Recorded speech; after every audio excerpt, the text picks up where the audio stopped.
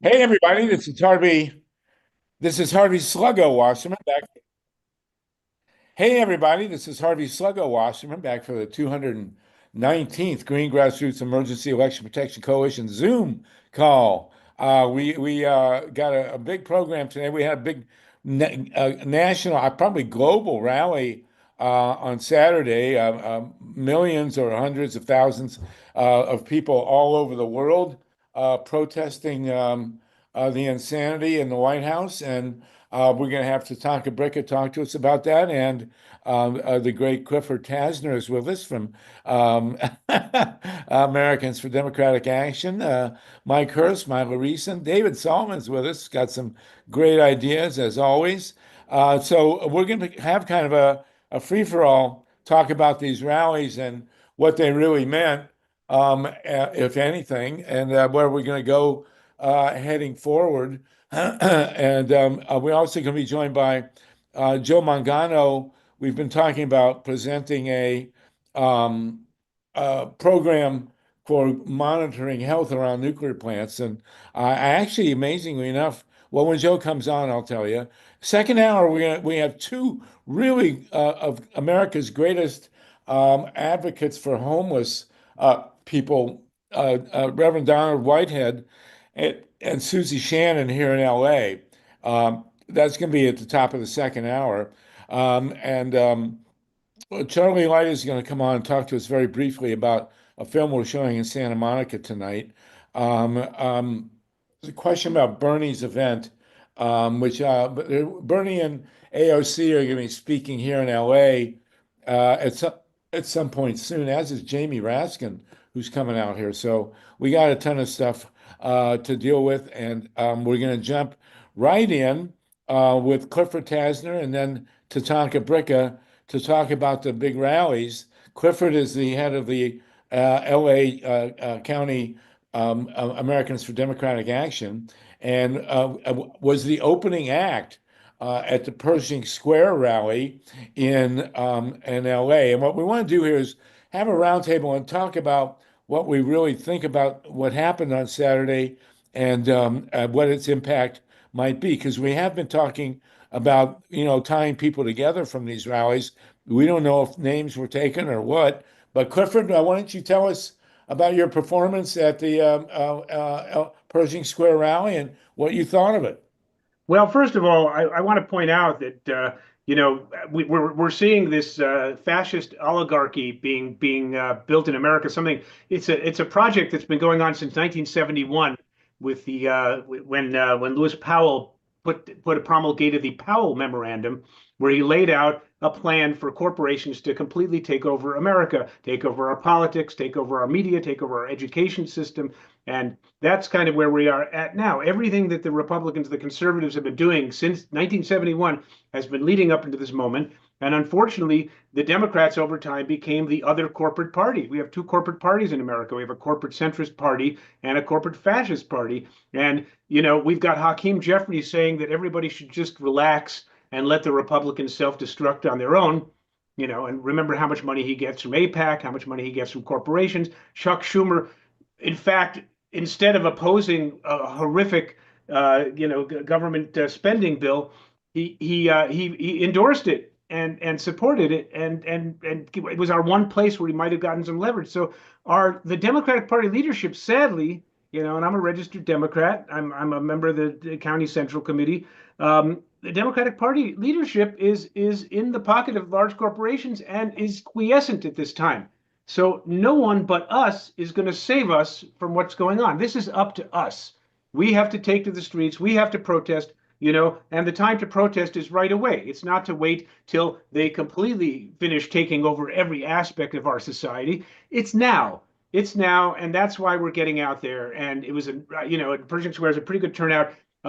I do political satire. I was known as Billionaires for Bush back in the Bush era. We've been doing billionaires in various forms, and now I'm calling us trillionaires for Trump.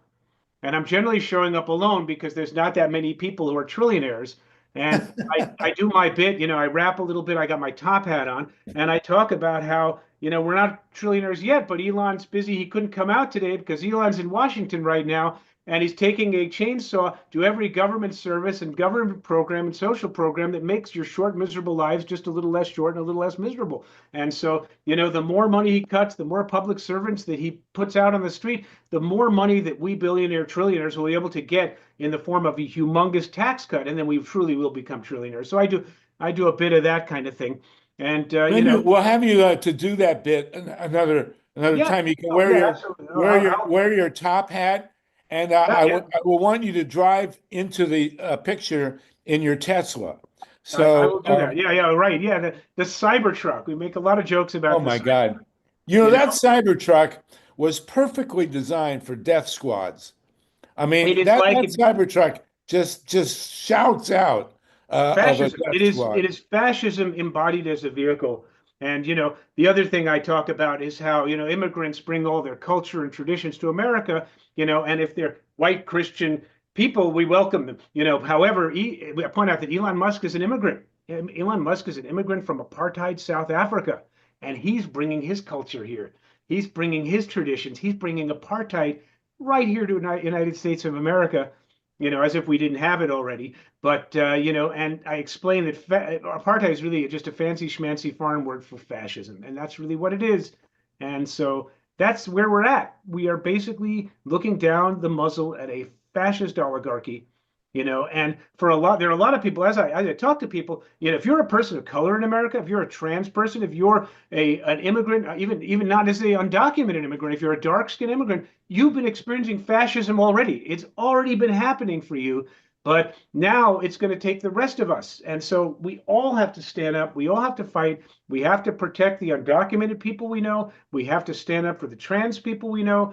We don't need to take the route that Gavin Newsom is taking, where he's trying to make sure that Americans know that he's really actually a conservative and not a progressive from crazy blue California.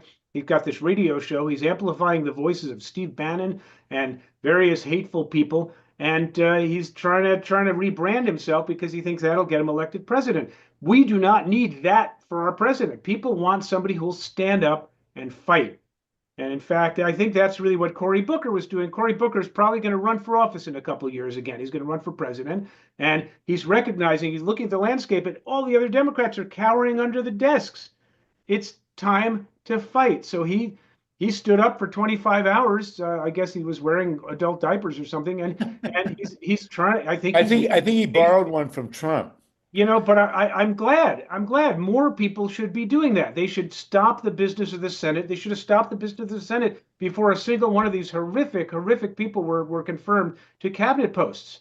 They should not a single one of them should not a single Democrat should have voted for anything the Republicans do unless they come up and with a bill for complete single payer health care. When the Republicans come up with single payer health care, when the Republicans come up with a bill to absolutely tax billionaires out of existence, I say the Democrats, you have my permission to vote for it. But short of that, everyone should be in opposition. And if our elected officials are not going to be in opposition, we have to be. And when it's time for primary season, it's time to primary every single elected official, every single Democratic official who's in the pay of corporate America, and letting all this happen without standing up and fighting out about it. So there we are. There you go. Clifford Tasner is the chair of the Southern California Americans for Democratic Action.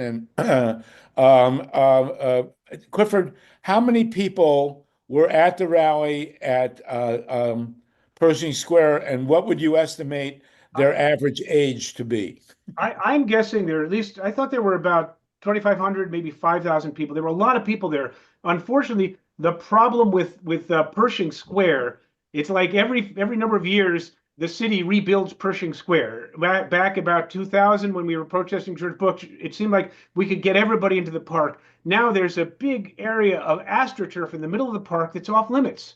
So we had people near the stage. We had, maybe 500 people near the stage who could hear what we were doing. And then after I did my bit, I performed, I walked around the park to just kind of get the vibe and saw all these fun people with great signs. I really loved the sign that says Third Reich, with a big poop emoji. And I'm checking people out. But once you got away from the stage to the back part of the park, you couldn't hear anybody on the stage, which is too bad because there were a lot of really. Wow. Well, I understand a lot of the rallies, and if you were at a rally Saturday, we do want you to give us a report. My understanding is that a lot of the rallies didn't have stages. But and also, did they take names? Was there a way to collect people's contacts for further I follow-up? don't know that that happened because I wasn't one of the organizers of the event. I was Where brought is in. that? Oh, what is that here? I don't Oh, blame that's them. Oh, oh, good for them. That's great. That's great. Texans should see people Oh, y'all can hear them. okay. Well, that's for our radio audience. But Yeah. thanks, Steve, for that. Let me go to TATANKA BRICCA, and then we'll go to Mike Hersh. And listen, again, if you were at a rally, we want your report. Steve, our great engineer, is putting up various signs. But my understanding, a lot of these rallies, people just showed up. There was no stage and did whatever. Tatanka, well, Clifford's a tough act to follow, but go ahead, please. Yeah, well, Clifford's right. We all need to stand up now. The action is now. Um, in addition to just showing up briefly in San Jose and then in Santa Cruz, I got some great texts from my son and my grandson, a couple of brothers in San Francisco and Marin County, Athens, my son and his wife from Tucson, where there was a 1 mile down the main street going into Tucson, just filled with people, street wide. My oldest grandson from the Bahamas, where he's going to be sailing off to Tunisia, but he had a sign on the sloop, and they were celebrating and talking to locals there. I want to talk about what we need to anticipate coming next. And we're all out there for hands off, great slogan, precipitated by Elon Musk and the Trillionaires.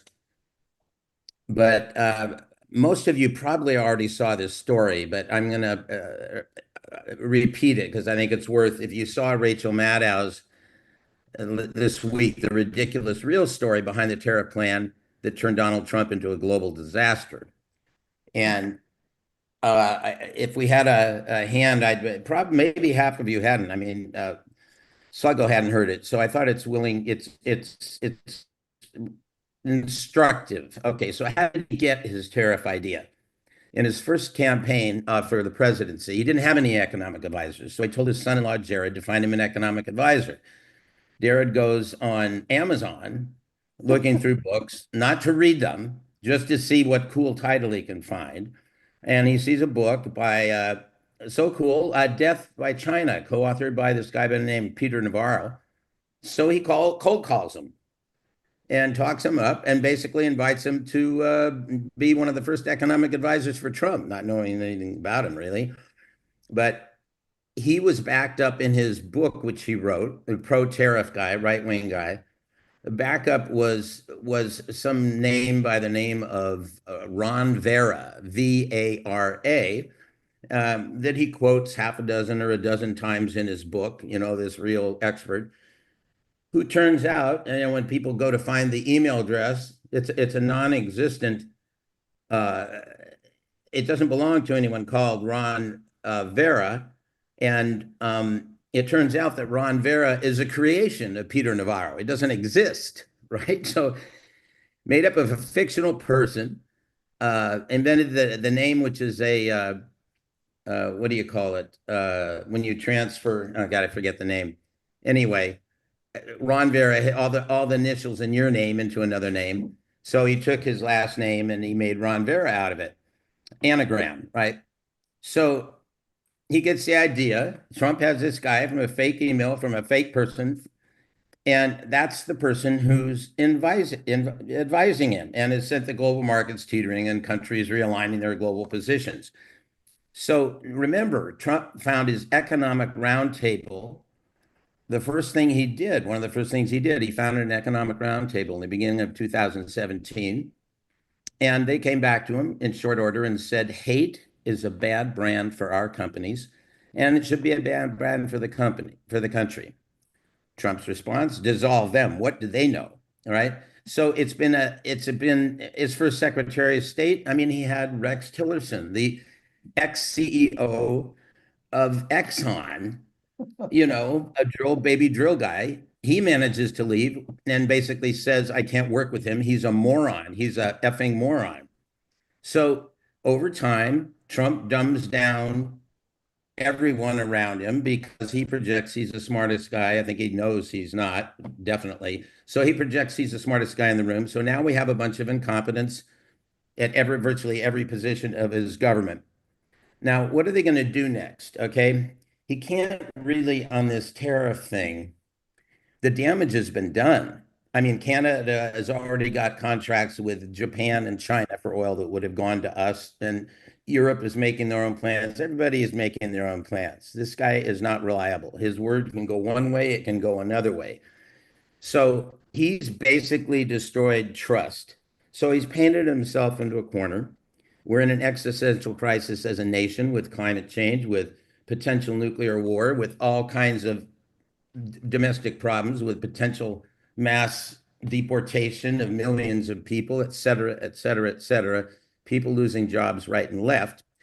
What does any president of the United States, regardless of policy, when he gets painted into a corner, what does he do? He blows up the world.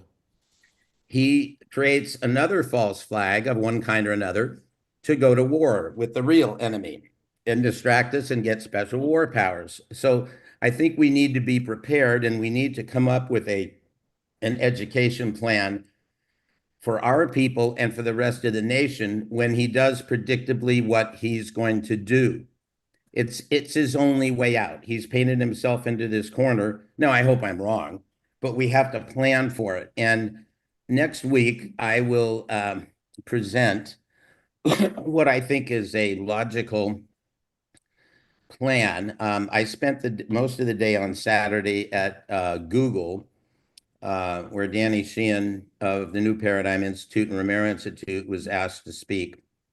And we discussed something that is going on among the panoply of potential false flags that Trump is choosing for, and some of the word in Washington about what might be the most effective. The one that could be the umbrella one, which would be not only national but global in scope. And it's going to take some thought, but suffice to say, it's very urgent that we organize and we be as creative as possible, and that we come up with solutions that anticipate the predictable response of this administration. Right. One thing, you're 100% right, and I assume among the likely suspects for our next war would be extraterrestrials, but that's another discussion. But and then there's Grand Fenwick. I don't know how many of you saw The Mouse That Roared from about 50 years ago, but that's a country that attacked us so that we could defeat them and get foreign aid. I don't think that's going to happen, but we'll see. Mike Hersh, you had a hand, and Ruth Strauss. Yeah, thanks, Lego. I did attend one of the rallies. There wasn't really much of a program. It was mainly we held up signs on both sides of a very busy road in Maryland, in the suburbs of DC. Downtown in DC, there was a much bigger rally that did have a lot of speakers. And if you go on YouTube and you put in hands off, you can find videos of all these different rallies all across the US. And there were also several in Europe and I think in some other places around the world. So you were absolutely right, Fluggo. This was a global protest of 1 million people or more. And there were well over 1,000 different events, maybe more than 15,000. I'm not sure offhand. If anyone knows, please feel free to either drop that into the chat or let us know. But this was a remarkable expression of disapproval for Trump, Musk, and what they're doing with what was at best a razor-thin electoral victory. Certainly in the Electoral College, in the popular vote, in several of the key states and in the House of Representatives and the U.S. Senate. And they're, the Trump board is taking this as some kind of a mandate. And at one time or another during the campaign, they have mentioned a lot of these crazy ideas that they're foisting on us, and then they would walk them back and deny them. They certainly repudiated the Project 2025, which is clearly the blueprint of Trumpism 2.0. And by and large, people do not like it. Even people who voted for Trump are saying, I didn't expect to get this. So Tatanka, you're absolutely right. This is a moment where we can rise up and resist, express our disapproval, refuse to cooperate with it. And as far as Sluggo, you asked a very good question. Did people take names? Well, aside from the security state, which probably took a lot of people's names for not for positive purposes, I had to sign up to figure out where the event was going to be. They got my phone number and my email address, and I'm going to find out where those phone numbers and emails went and what the follow-up is going to be. Because as we've said several times on this Zoom, it's great to come out and show that you support something or don't. But if it's nothing more than a photo op, then there's no real change involved. And we do need, this time more than, at any time in our recent history, we need to do more than just show up, even if showing up is 90% of I guess, being there. Yeah. But and just I'd like to close with this: those cyber trucks are four-wheel fascism, and it's time to ride fascism out of town. Right, but remember, don't burn your Tesla. That the lithium in the Tesla batteries is really toxic. We don't want to do that. But and also, I think Tesla himself. I mean, Nikola Tesla was a real person.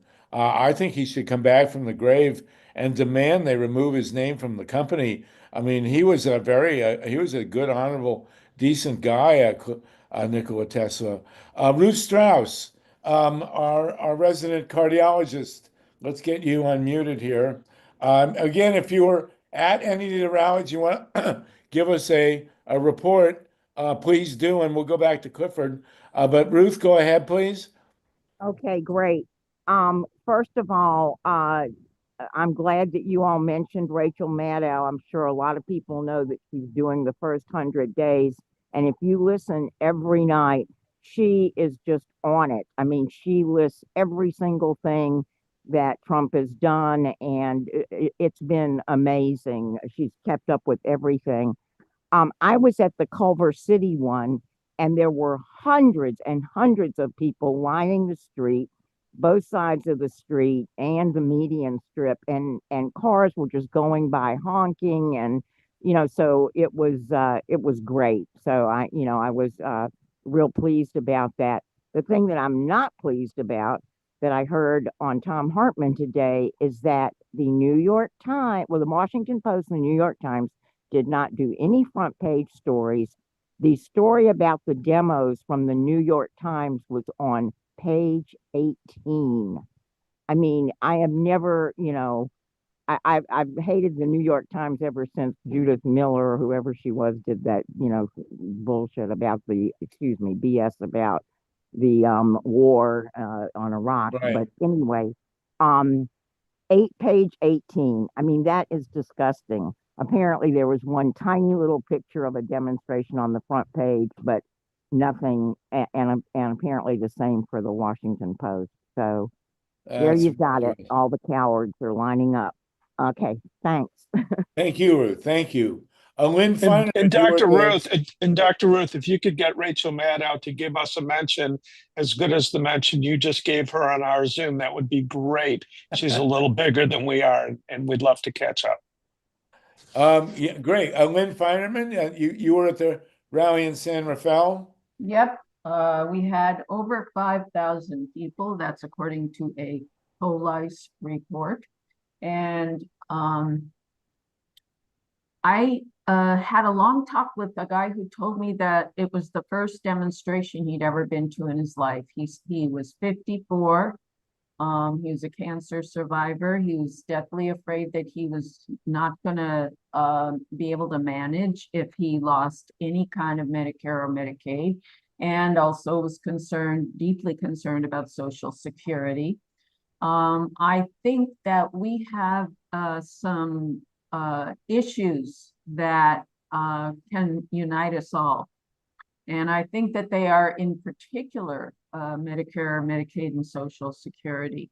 I think everyone is appalled and very worried about themselves, whether they be Republican, Democrat, or something else.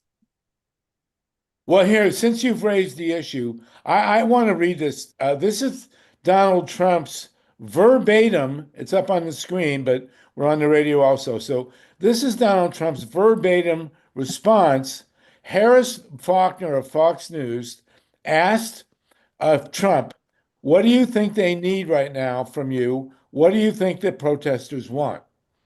And here's Donald Trump's verbatim response. I'm not making this up. It's on the screen, but you in Radio Land need to hear what our president had to say about the protests. Quote, "Protesters for different reasons. You're protesting also because, they just didn't know. I've watched very closely. Why are you here? They weren't really able to say, but they were there for a reason, perhaps. But a lot of them really were there because they're following the crowd. A lot of them were there because what we witnessed was a terrible thing. What we saw was a terrible thing. And we've seen it over the years. We haven't, this one was one horrible example, but you've seen other terrible examples. You know that better than anybody who would know it, and I know it. I've seen it too. I've seen it before I was president. I've seen it. I think it's a shame. I think it's a disgrace, and it's got to stop.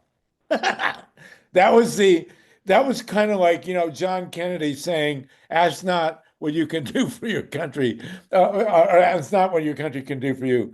But anyway, so that's our leader. Does anybody else who was at a rally, Clifford, do you want to make another quick talk, and then we'll go to Amila, who hasn't spoken, and then TATANKA again. Clifford, you're muted. Now you're not. Hold on. Sorry, Yeah. are we there? Am I audible? Yeah, you're audible. Okay, so yeah, my Zoom froze for a second, which is like what you don't want to have happen. So I wanted to just mention about LA Times coverage. After I performed, a guy from the LA Times, a reporter, took down my information, and in the evening online version of the LA Times, there was a fairly decent article about the rally at Pershing Square, and they even mentioned, like in one set, they said, "Oh, there was some political street theater there too. There was somebody dressed up as Uncle Sam, and there was a woman in a skeleton outfit with Donald Trump painted on her dress, and then some fellow with a ponytail and a top hat calling himself Trillionaires for Trump." And I was like, okay, that's great. But the next morning, the LA Times, that was not the article that ran. The only coverage we got in the LA Times was on the front page of the calendar section. The California section. And it was an article about the national protests that should have been on the front page of the first section, because it was an article mentioning all the different rallies all over the country and barely any mention of ours. So, Patrick Soon-Shiong is doing a great job of owning up to the Trump administration as well, Well, but whoever called these rallies, there's no follow-up. Once again, it's just a giant photo op. What's going to come of it? What's the follow-up? Well, I think that people are energized and people are engaged, and they're going to do this more than once. And in fact, I've been an activist in Los Angeles for many years. I've been an activist my entire adult life. I moved out here in 1987 and immediately got involved in the pro-choice movement and have been very involved. And, a lot of the time, like back in the early 2000s, the aughts, I'd go to rallies, I'd go to protests, and I would know, I know 50, 60, 100 people there. I'm actually glad to say that when I walked through the crowd, I ran into maybe a handful of people that I knew, and so many others were people I didn't know. There were a lot of young people there. And I'm just glad to see people I don't know. That's it's not the same faces. It's not kind of incestuous. It's like more people are getting engaged. At a certain point, somebody gets radicalized. What does it take to radicalize people? I'm always wondering, what will it take to wake people up? People are people are asleep. And what kind of catastrophe needs to happen to get people really engaged? And this presidency, maybe this is the thing that'll wake them up. They should have woken up before. We should have been awake enough to not elect a whole bunch of corporate Democrats to not have our backs. That would be nice. We have a handful of people, and that's the other thing I'm thinking about is a lot of elected officials do it because they have some overweening ego need to fill. And so they'll take the corporate money if it means they could be in power. But there's a handful of people who actually are doing it because they want to be good public servants. That's where Bernie and AOC fall on the spectrum. And we need lots more of those kind of people. We need the kind of people Right. who are serving because they actually want to serve rather than they want to line their pockets and have a soapbox and a bunch of people cheering for them. And we've had too much of that kind of thing. Well, And also, it's good money. I mean, Donald Trump has really shown that you can make good money it's the or grift, bad money, baby. but a lot of it in public office. I want to mention very quickly tonight, for people in LA, we're having a film showing at the Lemley in Santa Monica on 2nd Street, 2nd Avenue, I don't know which it is. Um, Second Second Street? Street, about Far Out. It's a movie about a hippie farm that I lived on for many years, where we helped start the No Nukes movement.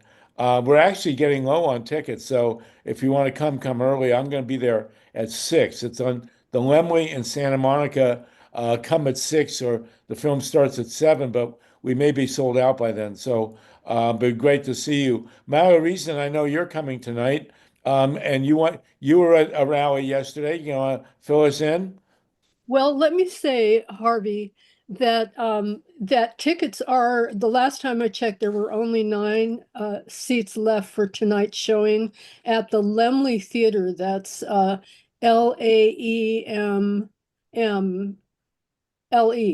Right. and or something like that. Look it up because you can buy your tickets online. If you come at 6, it might already be sold out. I have Okay. that, so I think people need to, if they've waited until now, they probably need to secure their tickets online.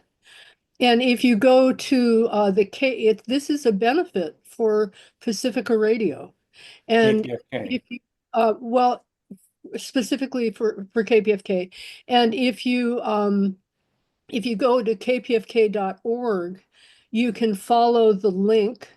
You can look at the information about the film Far Out, Life After the Commune, and there's a little button to select to get your tickets, and select that button and get your tickets before they sell out. So, And go ahead. And Sluggo and Marla, if this showing sells out, would you consider having another one, or is this it? yeah, we will do that. We call it, or I call it, the naked hippie movie. Thankfully, I am in it, but I'm not naked. So, But you are a hippie. but there are other people who are much better looking than me, who do get naked in there. So, but only briefly. I go, if you're interested in that, go to Pornhub. But anyway, You're so really Mama, cute what else there. did you have to say? Yeah, Mama, go Well, ahead. I also wanted to say that for follow-up, that Cliff Tasner, or I think his other name is Thelonious Axe, is the fearless leader of Southern Californian Americans for Democratic Action of Southern California. And what a terrific president you are of this organization. So if you don't know about it, please check out the website. Just do a Google search for Americans. It's adasocal.org. Okay. adasocal.org. There you All go. right. And let me just say about the rallies, which was what you wanted me to talk about. I didn't go. What I did do was I watched all day, and I watched enormous rallies. I saw drone or helicopter footage over first Boston. There were just the crowd over Boston was just horrendous. I mean, giant. And then Pittsburgh and Washington, D.C., and all over the country, Austin, Houston, everywhere. I just watched all these different rallies. And Al Green, I don't know, I actually think you can find his speech. He was on fire, and he announced that he will be filing articles of impeachment within the month. And Jamie Raskin, phenomenal. I mean, there were so many great speakers, and undoubtedly, I'm sorry I missed you, Cliff, or Thelonious, as it were. But I know I've seen you before, and you're always amazing. So that's what I have to say. It's Myla, felonious, like a thank you for felon, all. just so you know, felonious. Well, that's good because I actually once saw Thelonious Monk play at a bar in the West Village. So there you go. Tatanka, real quick, and then we're gonna go. Sandy Bozenius and Karen Lago have got their hands up. Tatanka, go ahead, and then Sandy. Yeah, Then you I still want have your hand up also, so we'll get to you after Karen. Go ahead, Tatanka.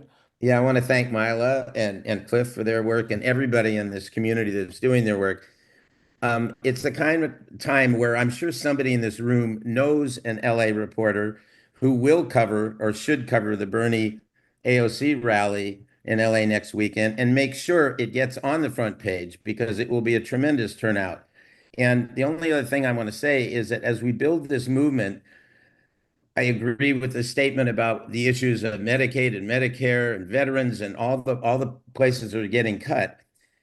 We need to bring it back to our local communities. Key to building a movement are vibrant, resilient, person to person, local to local communities.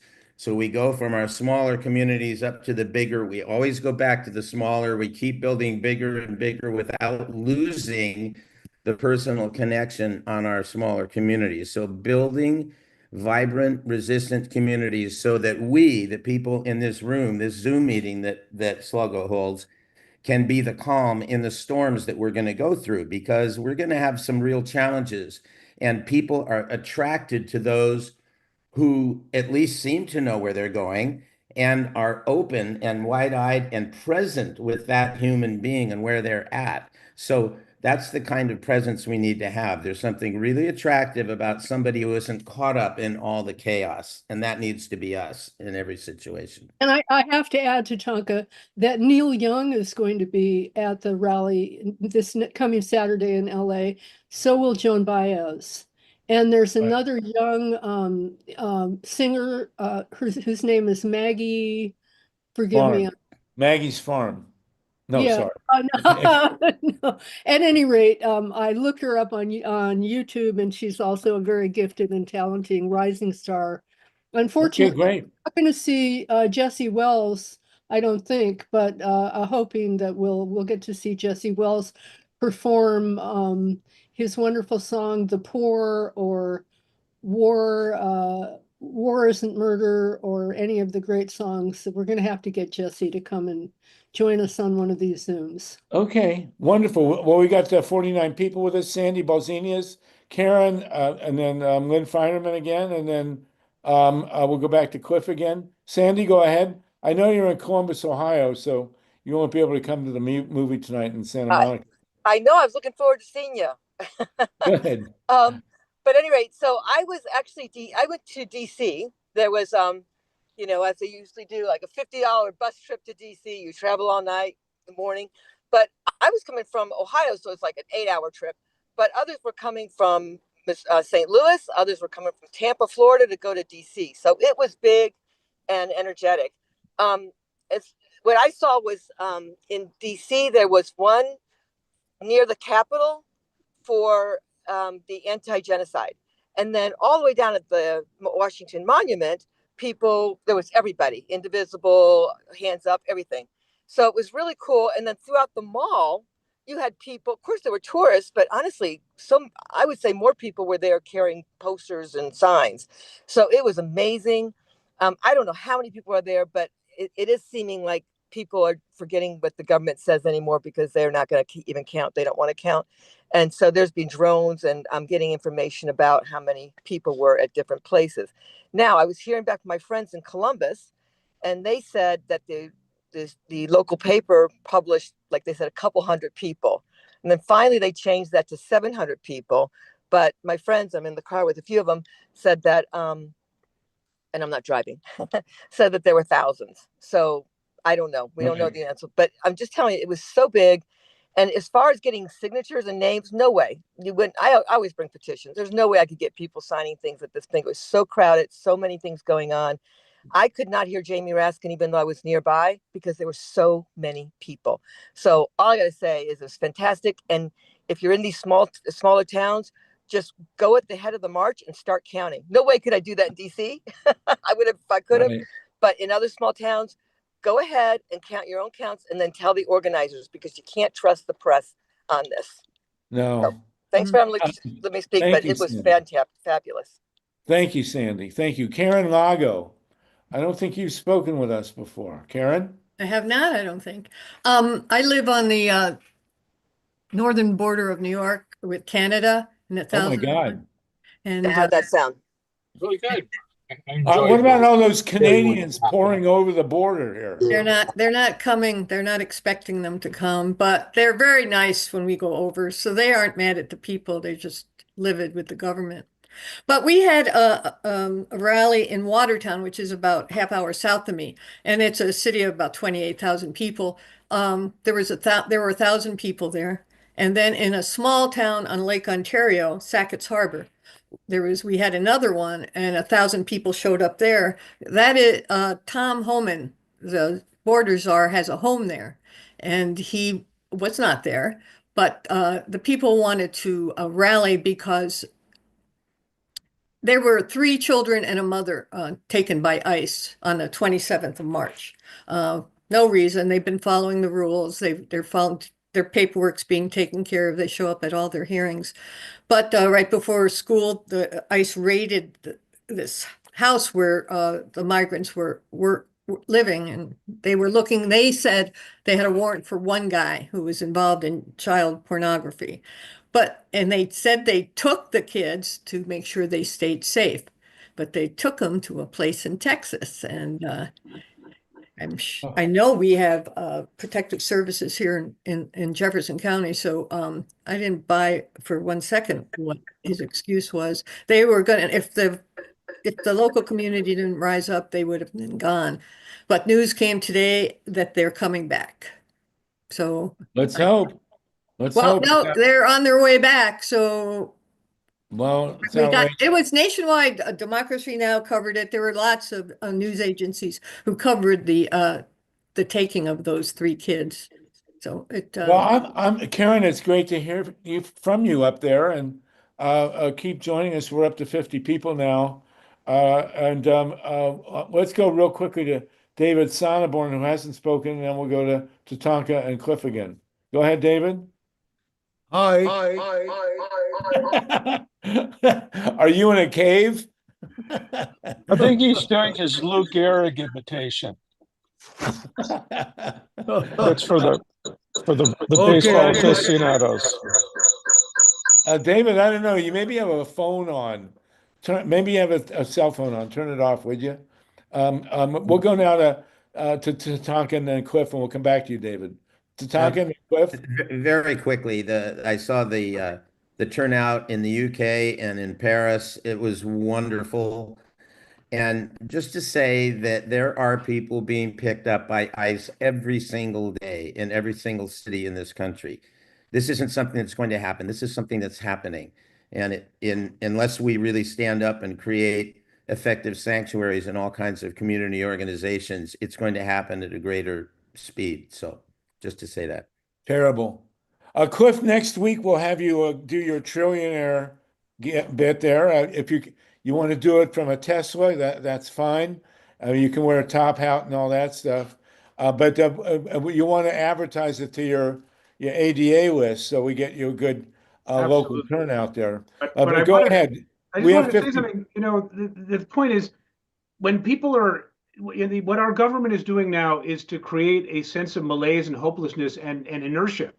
And the antidote for inertia is, in fact, activism. Activism is the thing you can do to feel empowered.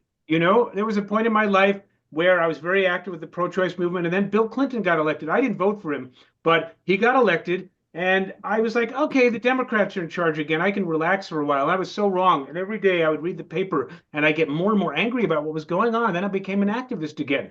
And just the act of, activism is like planting a seed in the garden. It's an inherently optimistic act. You plant a seed because you believe on some level something is going to grow from it. And, it's like the butterfly flaps its wings and there's a hurricane on the other side of the globe. Already Tesla's stock is down in the toilet because people are protesting at Tesla dealerships. We are having an effect. And if more and more of us have an effect, we get to the point where there's 10% of Americans taking to the streets, it will have a huge effect. And so I'm still, we've had deep discussions here about how to follow up with these rallies so they're not just photo ops. And, I love the fact that millions of people were out. They clearly were. But what's the follow up? I mean, did no, we all I just go think home? I don't know. I think probably a lot of people signed with Indivisible or different organizations that were involved. But there's going to be more rallies. They're going to be every month. They're going to be every week. People are going to get out because it gives you community, and it is the antidote to any kind of hopelessness or inertia you're feeling. And I wake up every morning with my conscience is clear because I'm an activist. I'm not part of the problem. I'm part of the solution. Well, And I feel I'll good about attest that. to that. Yeah. And I So will tell you that, my life has been shaped because in high school, I was captain of the tennis team, but they recruited me for a new sport, which was activism. And we picketed the local roller rink. This is 1962 in Columbus, Ohio, and the roller rink was segregated, and we picketed and we won. And I said, "Whoa, that's a good sport we can play." So, and I had a lousy backhand, but I was good at activism, and we've been winning ever since, thanks to people like you and Tatanka. David, can we hear you now? And then we'll go to Dave Saltman. David Sonneborn, are you free of your there? Hey, I'm here. But I'm echoing again. What do you have on? Do you have a TV on too or something? How's it echoing? Because Well, he I'll sounds pretty try. good. I bet, I think he's probably on acid. That's the problem. he needs to turn off one of his devices. He has two devices on at Yeah, the you have same two time. devices, bro. Turn it You have off. to you can only have one audio device on at a time. Mute the other one.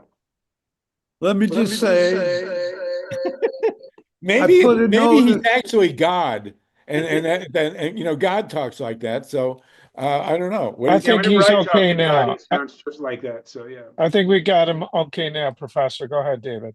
Okay, so I just wanted to reemphasize, I put a note in the chat about SB 42 for people in California. That's a California Fair Elections Act. It's quite important. I did it at my rally in Santa Ana. Goes like hotcakes, as Trent Lang, the head sponsor, says. It goes like hotcakes. Everybody wants to sign, so we're going to keep going on that because we can collect signatures up through the end of May. So we want people to get that petition. You can get it at, I guess you go to Yes Fair Elections to get the petition. And we really need to continue full force because while it's going to get through all the committees, the last one, what do you call that? Not administrative committee. So what's the last committee? Is that reconciliation or? Not reconciliation. It begins with A. Okay.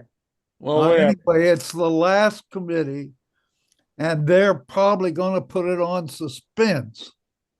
But we got to keep pushing, and the more signatures we get, the more pressure will be.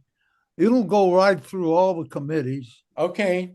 Up until the last one. All right.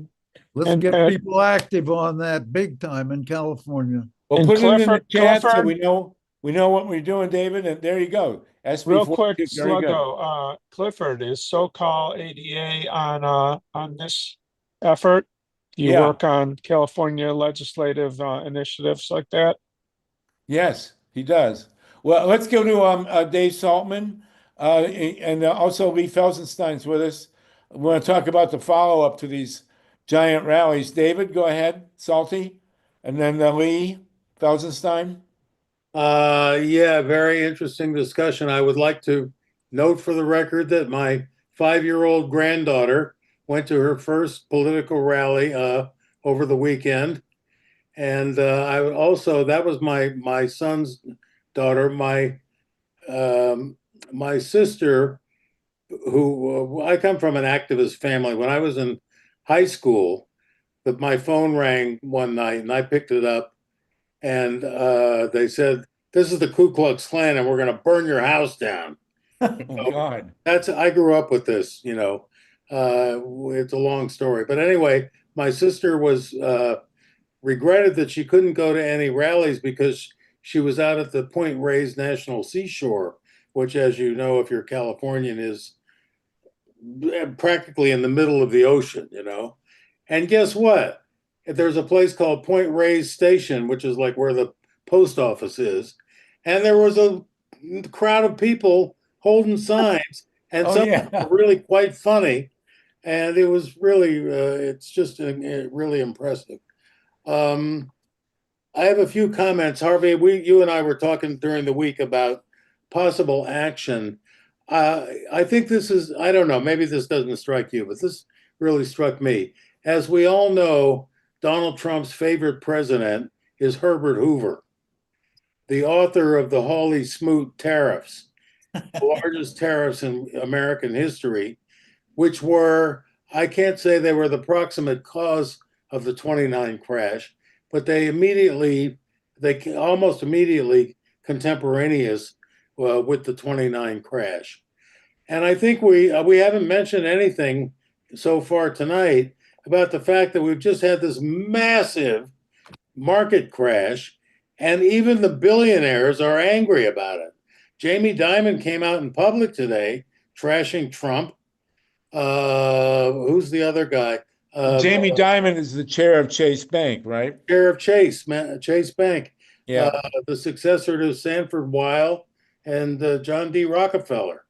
And the other guy was Bill Ackman, who is I don't know if you follow financial shenanigans, but I do. And he's a very famous, he's the Mr. Bonds. And he also went public, you know, dissing Trump. So these guys are being peeled off one by one. And, you know, I don't have to tell you about the Republican senators and congressmen who are also little by little, you know, I don't know how much we can trust these guys, but guys like Jamie Dimon are not to be messed around with. He's a powerful and super intelligent guy. Ray Dalio published a piece. You know this guy. He published today.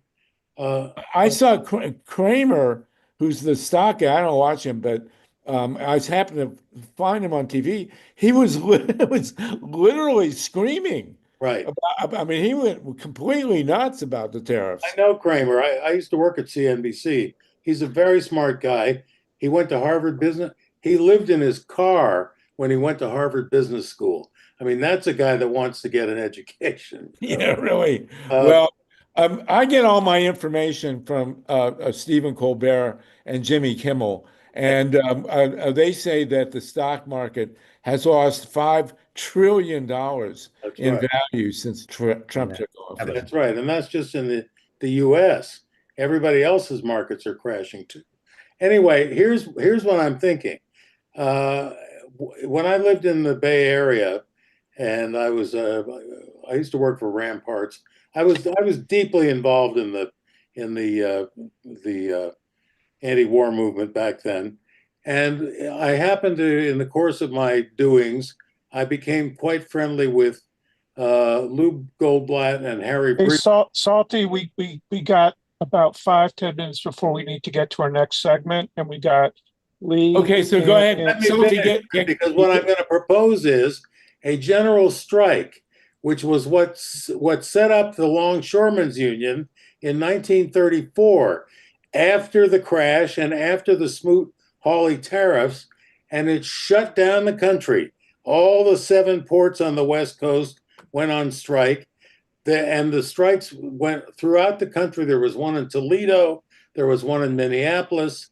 You know, not ever. I won't say it was a general strike all over the nation, but over 1 million people struck that year. That is a Well, that is, I've heard that's an interesting idea. I think you're the perfect guy to lead it. And I was going to suggest you.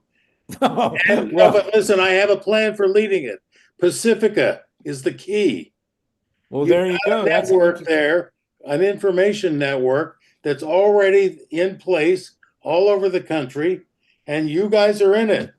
well, there you Let's go. stay on that. Let's stay on that, David, because that's a great idea. Yeah, yeah. But Well, Lee still, Felsenstein, you and Salty are buddies.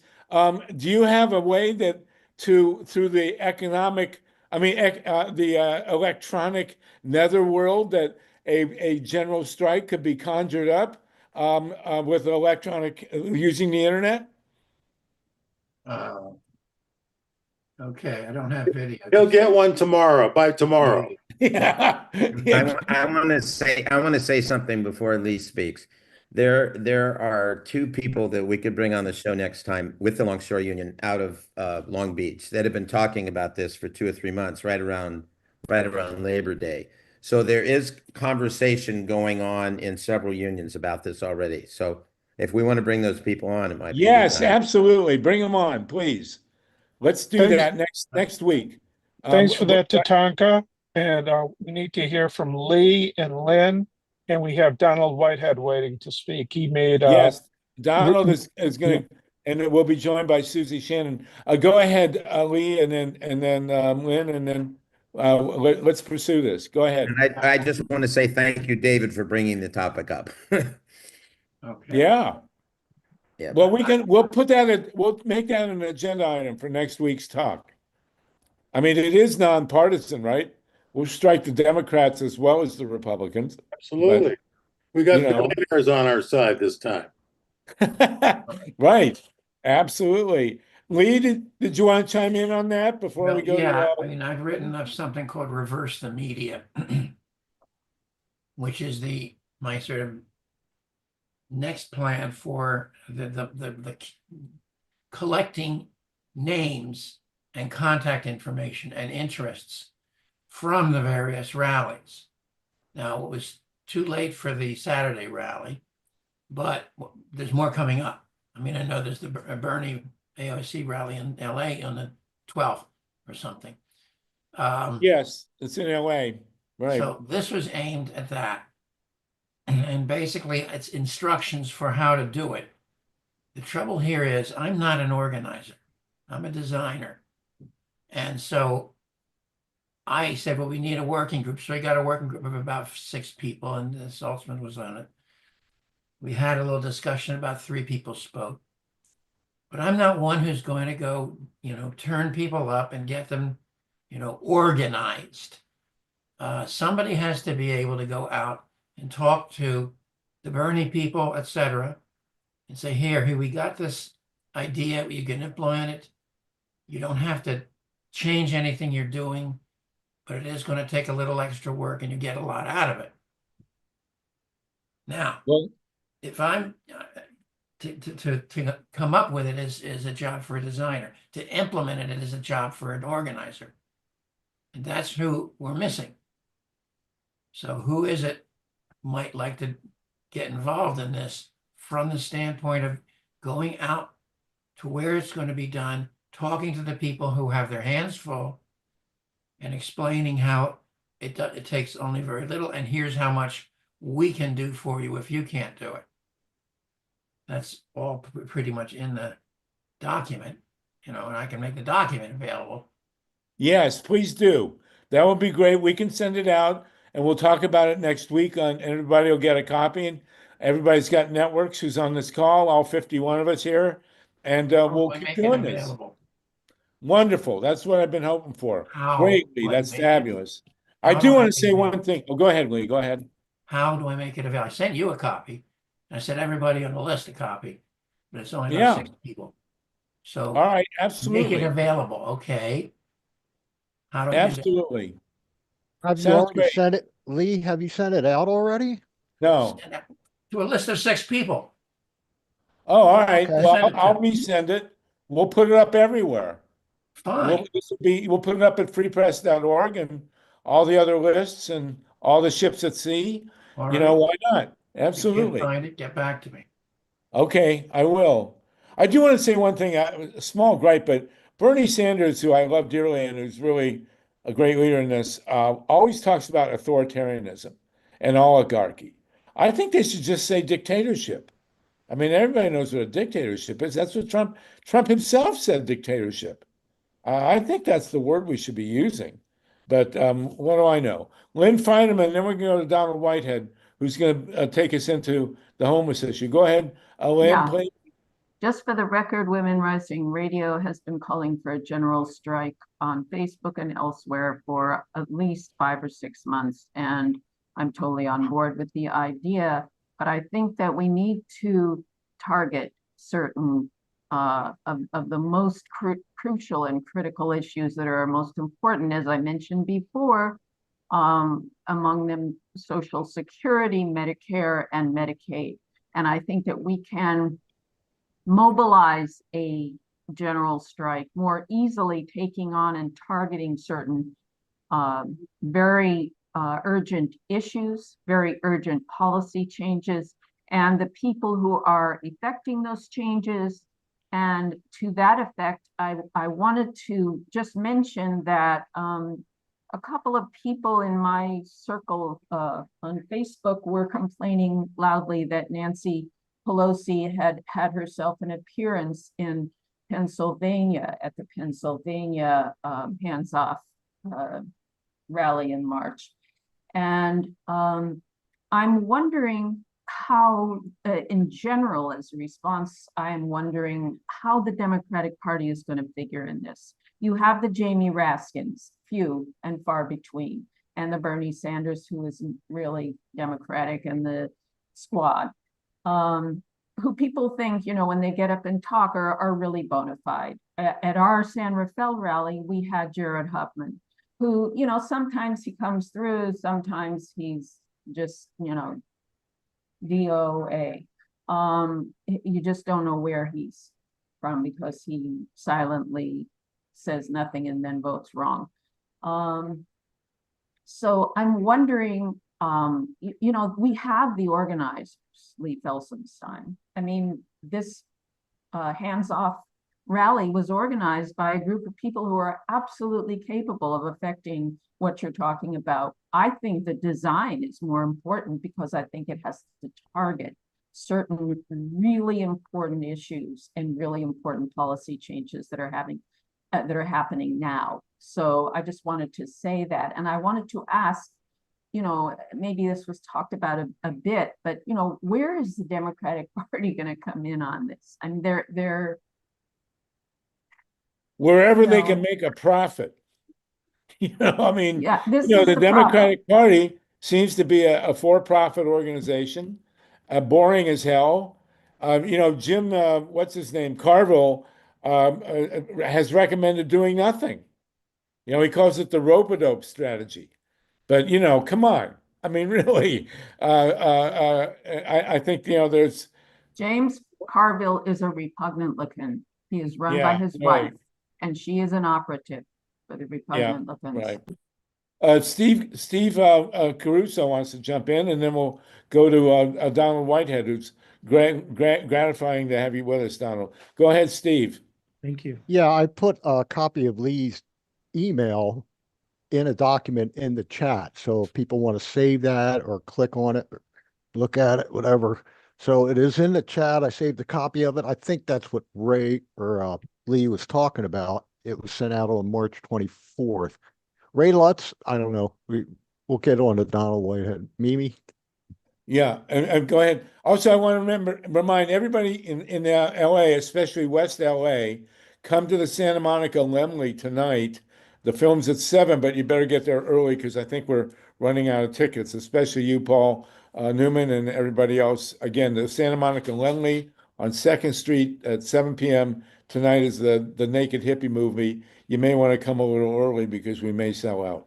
Okay, Mimi, Carla Sand, and then we want to go to Donald Whitehead, who's been patiently waiting. Donald, you're going to take us. We've raised issues: Social Security, Medicare, Medicare. There's also homelessness. And so let's deal with that too. Donald is the great guru here with Susie Shannon. Donald, Susie will be right with us. Let me just let Mimi and Carla speak their piece, and we'll come to you. We good? Certainly. Okay, thank you. Mimi, go ahead, and then Carla. Thank you so much. Thanks for organizing. I was wondering, would this be the time to make a quick climate announcement? Yeah, hurry up and do it. Please do. Yeah, go ahead, quick.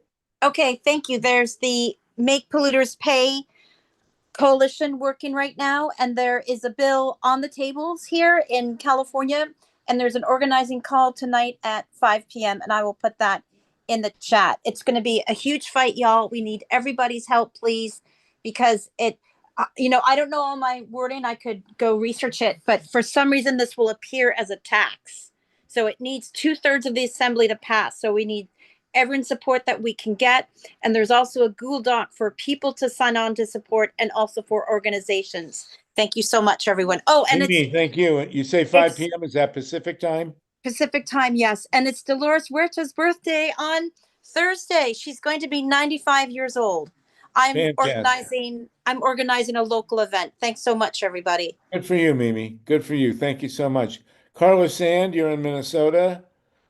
Yes, I'm in Minnesota, and we had a large rally. I was not there because I am a member of the PDA disability team, and 1 in 4 Americans is disabled, and who uses Medicare, Social Security more than the disabled and the seniors? So there needs to be more emphasis in that area. And I keep hearing young people, they're not going to stick behind Social Security and Medicare in a hot summer day. So that's my big issue is we got to include all the people. And what's the DFL going to do, or the Democratic Farmer Labor in Minnesota? We'll just have more meetings and more people will come out and complain, but nothing really will change. Well, Carla, show up to those meetings and make them change. I don't like the defeatism. You're a winner and you're not going to give up. So don't tell people nothing's going to change. We got to make it change, and you're going to help us, right? Oh, she muted herself. All right. Okay, well, listen. Wait a minute. At age 86, and the DFLers since birth, and the International Democrats, I have done what I can do. But I'm just telling you that's history, and that's the way it happens. I'm not being a defeatist. I go every day to every darn thing. But there you go. I just wanted to make sure everybody understood that you're a fighter and a winner, and you're not going to take no for an answer, and neither are we. Thank you so much. Carla, you're an inspiration. Love you. Thanks, Carla. Okay, listen, we have the great Donald Whitehead with us, and we're going to be joined by Susie Shannon at some point. We talk about Medicare, Medicaid, and Social Security. There's also homelessness. And Donald has been with us before. It's been a while, but there are new developments, I believe, in the movement to deal with homelessness. I think it's time, of course, that we turn all the Trump towers into shelters. But go ahead, Donald, and tell us hi. Give us a brief intro, and then tell us what's cooking. Sure. Donald Whitehead. I'm the executive director of the National Coalition for the Homeless. We're the oldest advocacy group that works exclusively with and on behalf of people experiencing homelessness. Been around since the late 70s, early 80s. We drafted the McKinney-Vento Act, which is the primary source of funding for homelessness, and have been around since then. As you talk about issues that will be incredibly important moving forward, what we see within the homeless population is devastating and does affect some of the other groups you've mentioned. One little known fact is that the majority of the people who are unhoused, who are actually living on the streets of America, are 55 and older. Over the last few years, we've seen a tremendous increase in the number of people experiencing homelessness. Thank you for sharing. We've seen a 30% increase just in the last 2 years.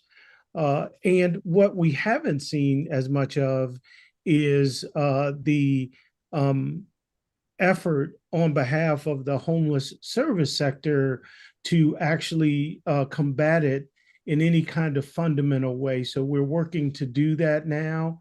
And April 22nd, and the significance behind April 22nd is some of you may remember last year there was a Supreme Court decision, and that decision basically made it legal to arrest, fine, and jail people experiencing homelessness, even if there wasn't enough shelter in the community. Previously, if there wasn't enough shelter in a community, a municipality could not arrest, jail, or fine people experiencing homelessness. Again, since April 22nd of actually the decision came down in July of last year, the Supreme Court upheld a decision that said even if there's not enough shelter, people couldn't be homeless in Grants Pass, Oregon. And since that time, 160 municipalities have created legislation or ordinances that make it illegal to be homeless. The worst of which are in Tennessee, where it's a felony with up to 6 years in jail if you're homeless on property, on state property in Tennessee. In Kentucky, there is a ordinance that says you can use stand your ground principles if you find someone homeless on your property, meaning you can use violence up to and including deadly violence. In Fremont, California, there is an ordinance right now that says you can be fined, jailed, or ticketed if you help a homeless person. So we see these cascading issues across our country. A lot of these are in progressive communities. California leads the way with new ordinances.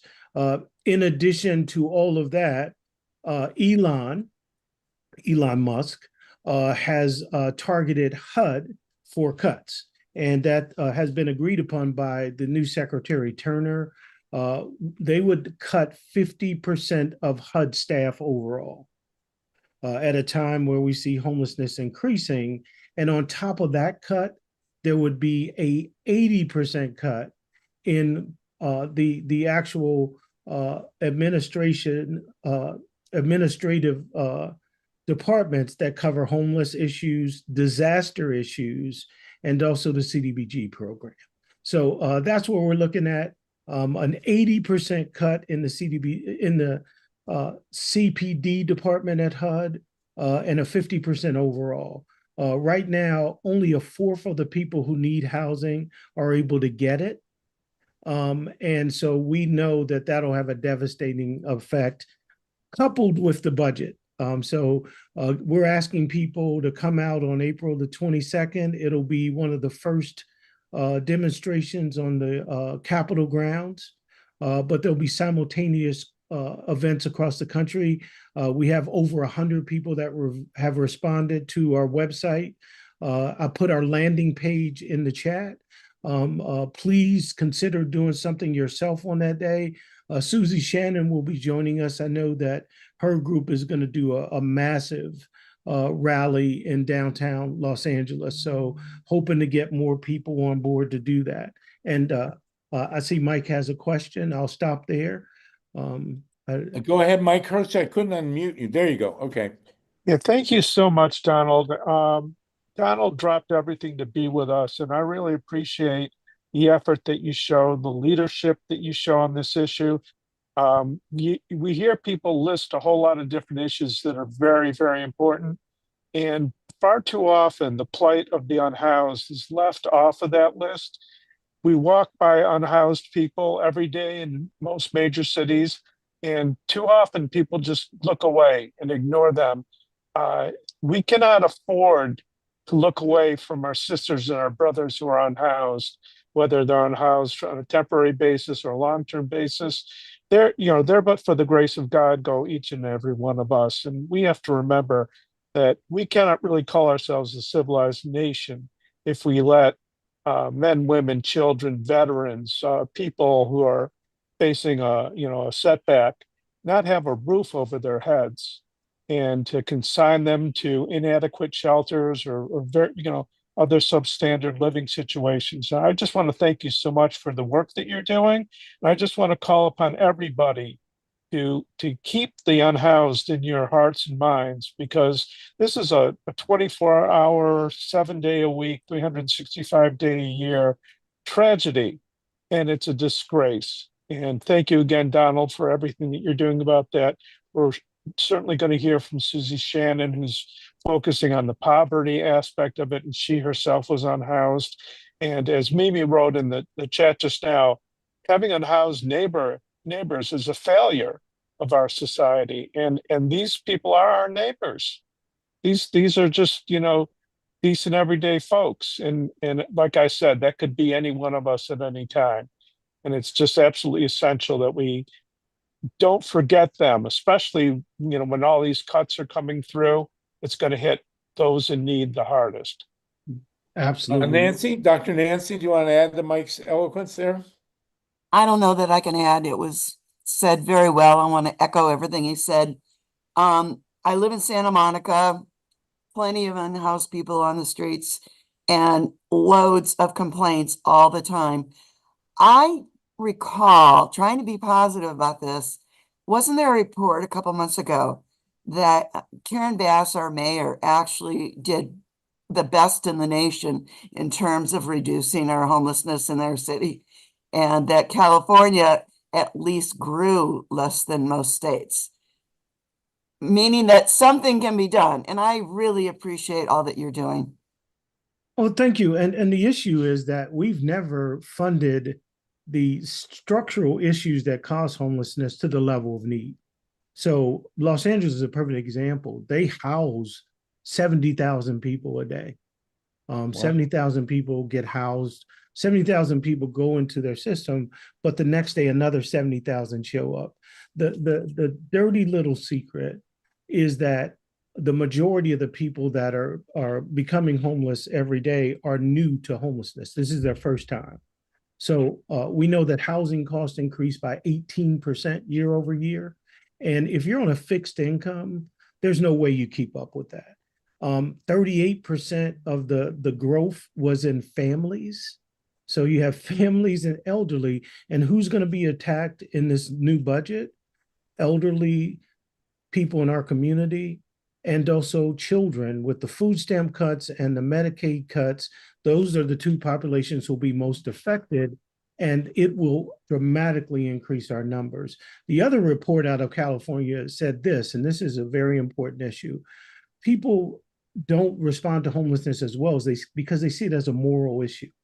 And there's this false narrative that it's a moral failure, that people are there because of drugs and alcohol. And if you look at that study out of USC Binoff, the University of California, the majority of the people are not there because of substance abuse.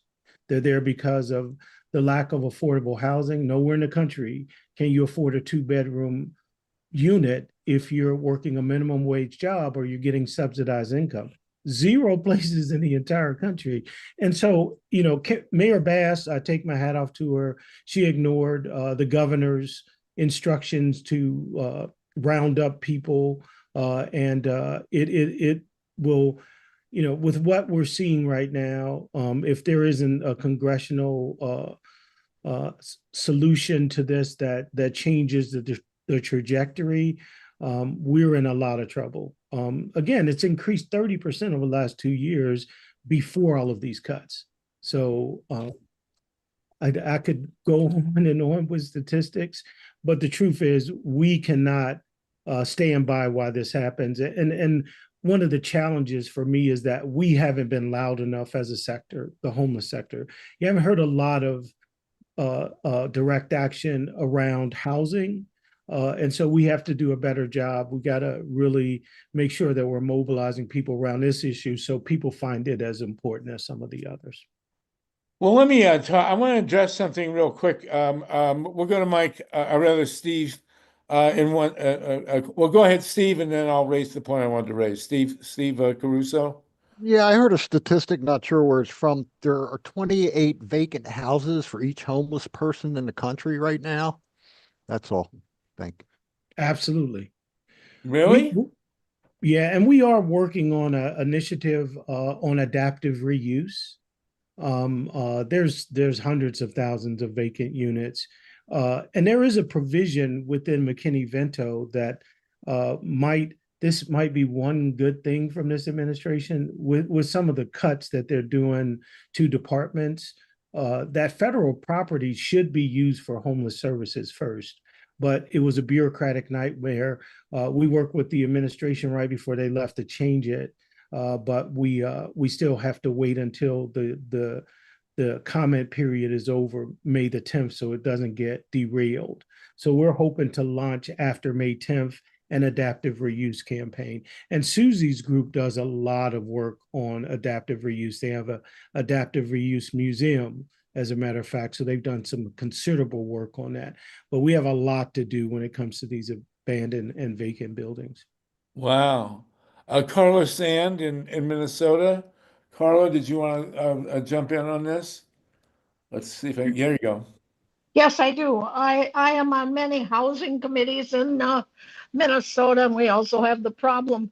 But I'm wondering if you're working with the cities, because we've narrowed most of the problems down to the cities and the regulations and sort of local control versus density and more housing and more social housing. Are you working on those too? Absolutely. One of the things that we recognized several years ago, and we continue to ramp up these efforts, is especially when it comes to criminalization, those are local decisions. It's the local mayor, it's the sheriff. There is no federal policy to criminalize people experiencing homelessness.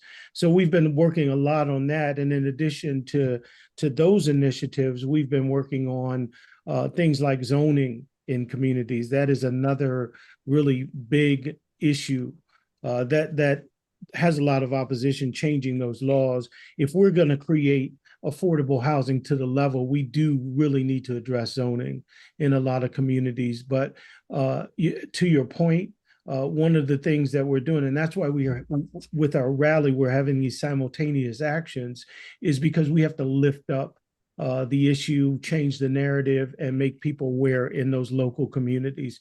So that's a lot of what we're doing. We've been pretty successful. We've defeated a couple of really nasty initiatives. You may have heard of the Cicero Institute, and you may not have heard of them, but they're hedge fund operators who have made a commitment to make sure that instead of shelters and permanent supportive housing, people experiencing homelessness are forced into treatment, or into what the administration is saying right now is they're going to create detention camps for people experiencing homelessness.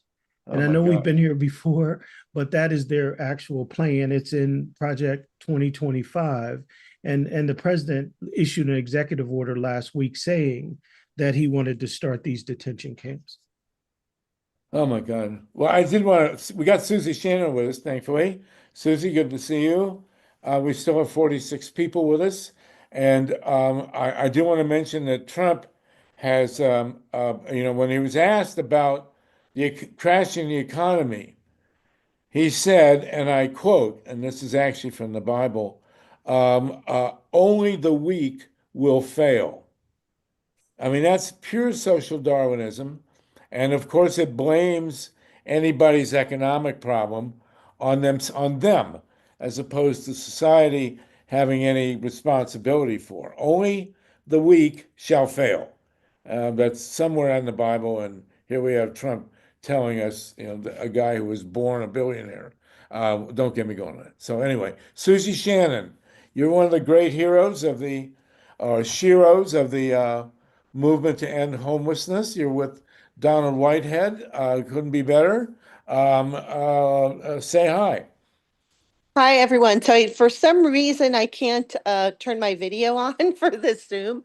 Try it But I now. want to. You should be able to now. Originally, Hi, when you Susie. came Oh, in, yeah. Okay. Hi, everyone. I'm also here with Mary Cellini um, from Housing is a Human Right, who also works with National Coalition for the Homeless through our organization. So first of all, I want to say I'm so excited to see Donald Whitehead on this call because he has been in the trenches for decades, and we just have to keep going. I mean, that's the main thing on homelessness, really, is that we just can't stop, because whether it's someone absolutely terrible like Donald Trump, who is now on board with, as Donald Whitehead said, criminalization and even putting people into something akin to concentration camps.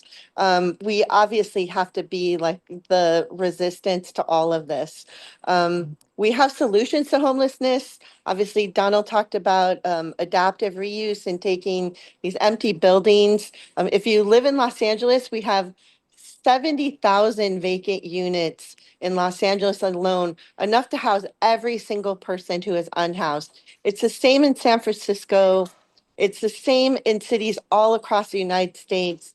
And yet here we have encampments, homeless encampments in the shadows of these empty buildings. And it's such an easy solution. And we absolutely must stop all of the red tape and the temporary solutions on homelessness. We need to build permanent housing. And on the 22nd, if you are in Los Angeles, we're going to be having a rally here at City Hall at 8 a.m. in the morning. And we are going to take red tape and put it all around City Hall, all around the building of City Hall as part of our protest, to make sure that that people are aware that, we're just stuck in red tape here, and that we need to build more permanent housing, and that we're not going to keep taking these temporary solutions any longer as a solution, that they need to be permanent. Let me ask you a quick question. In light of the remote work that has come with the COVID and with Zoom and all the other great advances in electronic abilities for people to work remotely, and now in combination with the Trump catastrophe of the crashing economy, is there commercial real estate that is coming available for housing? There is a lot, and it's been happening. It was happening even before Zoom, right? That more people were working from home, just doing conference calls and that kind of thing. So it's been happening for a while. But yes, I mean, these buildings are opening up. They're, right for adaptive reuse, for, converting those office spaces actually into housing. And we find that, I mean, for buildings that are just empty and that we're converting into housing specifically for people who are homeless, it costs so much less, like 200,000, right, per unit, as opposed to, and that would be at the high, maybe 100. It's more like 120,000 per unit. But we are like upwards of 500,000 to 700,000 to build these units new. So when you're converting, you get the advantage of having all the infrastructure that's already in place, right? And then you can just convert those spaces into permanent housing. How much would it cost per unit to convert Trump Tower to a homeless I'll have to get accommodation? back to you. I'll have to get back to you on that. Okay. you'll have to kick the Russians out first. Yeah, right. Yeah. Yeah, And if my you could my understanding is that put the price in rubles, that would help. Go my ahead. yeah, my Mike. understanding is that Trump cut so many corners, you might have to invest to bring it up to code. Right. Yeah. But Well, this is a big deal. So we have two of the great experts on dealing with this issue, and everybody's the big three, of course, Medicare, Medicaid, and Social Security. Housing has to be added to that. Absolutely. And so many times, we work as progressives on a lot of these issues, and people don't talk about low income communities and the impact that our policies have on these communities, even though most of the things that we're fighting for will impact these households. And when you think about it for lower income communities, if Medicaid gets cut, their household gets cut. If Section 8 housing gets cut, they also get cut. So we're talking about families and households that are getting cut with every single one of these programs, right? Because they don't have access to food, to housing, to medical care in any respect if all of these programs go away, and they are going to be the hardest hit from this administration. Wow. Does anyone else want to jump in here and join with Susie and Yes, Don? Sluggo, I think that Susie raised a very important point. And it's not only if these programs are cut, which they are, but there's also such rampant destruction going on that checks will be late. People won't be able to advise like Social Security where if they move, where to send the checks to. And so many people are just one paycheck away from living out on the streets. And I think what Susie and Donald have been saying, we have to tell that to all of our friends and all of our contacts that it would be less expensive to find housing for these people than to leave them suffering in neglect. And unfortunately, the incentives for local governments is to try to drive people out. And what you'll hear is if you're humane to people who are unhoused, then the word will get around and we'll get a whole lot of unhoused people moving into our jurisdiction. And with these cuts, we can't afford to help them. It's just a lie. It's just a lie. It's much more cost effective to treat people as people and attend to their needs than to treat them as pests and try to drive them away. Well, I think, here's a major question here, Susie and Donald. With the crash of the commercial real estate market, this should be, everybody talks about, well, the Milton Friedman people talk about the market. It would seem to me there's a confluence here of solving the homeless crisis with filling vacant commercial real estate, a lot of which is in downtown. But all these office buildings, because of remote work and the Trump depression, it would seem to me a lot of space is opening up. So there'll be a huge capital demand to convert office space into residential space, building a lot of, half bathrooms, basically. But isn't there maybe someone come up with a national program for converting commercial real estate to housing?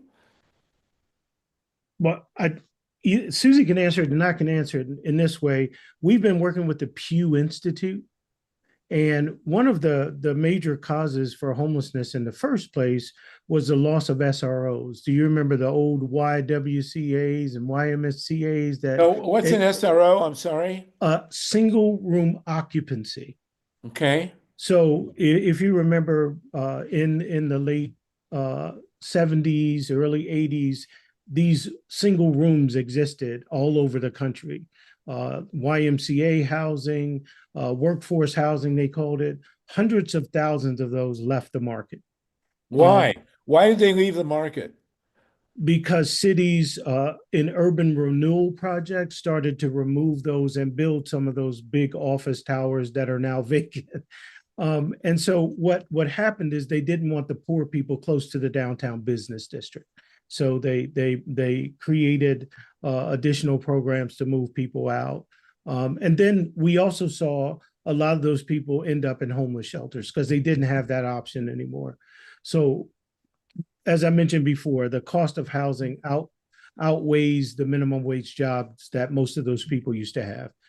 So one of the challenges was the older plumbing and electricity. Now Pew has found a way around that, and they found a way to utilize those units as multi-person units. So the old model where there was a shared kitchen and a shared bathroom, and we're working with them to be able to get that design to the market, because the pushback has always been that the units would have to be too big. The conversion for the infrastructure, the plumbing, the electricity was too cost ineffective, but that has been overcome by Pew and other groups around the country. Well, this needs to be publicized. Yes, they did a major study on it and published it. Will you send us that, and we'll get, sure. We'll put it at freepress.org. This is a big deal. This is a landmark moment. That office, that demand for office space is not coming back. No, it's not. That commercial and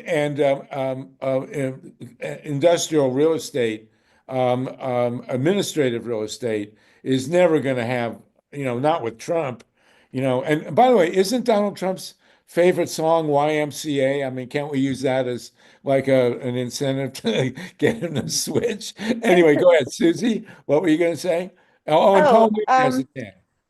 I mean, I agree with everything that Donald is saying. And I think our cities and counties who keep looking for solutions, they should be buying these buildings and converting them. They're spending more right now on services for people who are homeless than they would if they just provided permanent housing. I mean, this is one of the things, if you're not moved by the humanitarian argument, you really should be moved by the financial argument. I mean, the first state to reach a functional zero in chronic homelessness was Utah. And they didn't do it because they cared about the homeless community. They did it because it saved them $8,000 to $12,000 per person that was chronically homeless. They did it for financial reasons. And when I drafted SB 1380, which Holly Mitchell, who was a state senator at the time, authored in California, Jerry Brown didn't sign that legislation to create, to make housing a human right, because he really cared about the homeless community. He did it because he realized that housing people with permanent housing actually saves money. This saves money. I mean, this is a win-win for everyone. It helps with the budget, right? And it also helps to house people. And we won't see as many homeless encampments popping up, all over the United States. When you said, what did you say about Utah? I couldn't follow that. What exactly? So the state of Utah, which is a red state, reached a functional zero in chronic homelessness. What does that mean, functional zero? You say nobody in Utah was homeless? No, it means that for everyone who is chronically homeless, and that at the time meant somebody who was homeless for 4 or 5 years, there was housing for each one of those people. We don't call it zero, we call it functional zero, because there are always a very small percentage of the people, it's usually around 5%, who won't come in off the streets. It's very small. They make it seem like it's a lot, but it's only a very small percentage who either won't come into a program or they leave the program. So we call it a functional zero. But they were the first ones to reach that, and they're a red state, and they did it to save money, and they saved $8,000 to $12,000 per person per year that was chronically homeless by providing permanent housing for them, as opposed to temporary solutions. Temporary meaning a shelter or interim housing or a place that's not permanent for them. So when you say permanent housing, does that include a kitchen, a bathroom, and a bedroom? Or what kind of accommodation are we talking about? It typically can, but it means a place where they have a lease and it's habitable and it's long term. Yeah, it's long term. It's like anyone else who has an apartment, or is renting a house. It's long term. It means that you're there and you're stable. Well, who are the landlords? Is this government owned or is it So privately the owned? landlords can be nonprofits who have Section 8 housing. Landlords could even be, the government with public housing, although we know that program has been under attack. The public housing program has been under attack for quite some time. But yeah, it's typically nonprofits who offer what's called project-based Section 8. That means the entire building is Section 8, and that means that every unit is Section 8. A lot of people talk about Section 8 vouchers. It can also mean that, where someone gets a voucher and they can go to a private landlord and rent an apartment, but it means it's permanent as opposed to these interim solutions. Look, you can make as many shelters as you want, but if a shelter has like a 3-month maximum for people in a lifetime, which one of the shelters here in LA has that, they can only go to that shelter for 3 months and then they get kicked out, right? If a shelter only allows you to stay for a specific amount of time, or let's say that you don't like it because maybe there's bed bugs or some other things going on and you leave, that's a temporary solution for you. Whereas permanent housing, you have a lease, you have your apartment, you can stay there. Lots of people who have disability, like underlying medical conditions or disabilities, seniors, there's all types of housing that's being created for seniors and people with disabilities, or just people who are unhoused who need a permanent space. And it's called project-based Section 8. Wow. Okay, so here, Paul Newman, did you want to chime in, Paul? And then I want to ask a question. Yes. Hi, Paul. Hi, how are you, Susie? Hi, Good Paul. to I'm see good. you. How are you? Pretty good. Anyway, what I wanted to say was on AliExpress, I shop there to get stuff. They're in China, but they got these tiny homes that are amazing for like $6,000. I mean, our city could afford to get that with those type of homes. I mean, I have it. I mean, if I could share a screen, I could just quickly show you for a couple Yeah. minutes what they look like.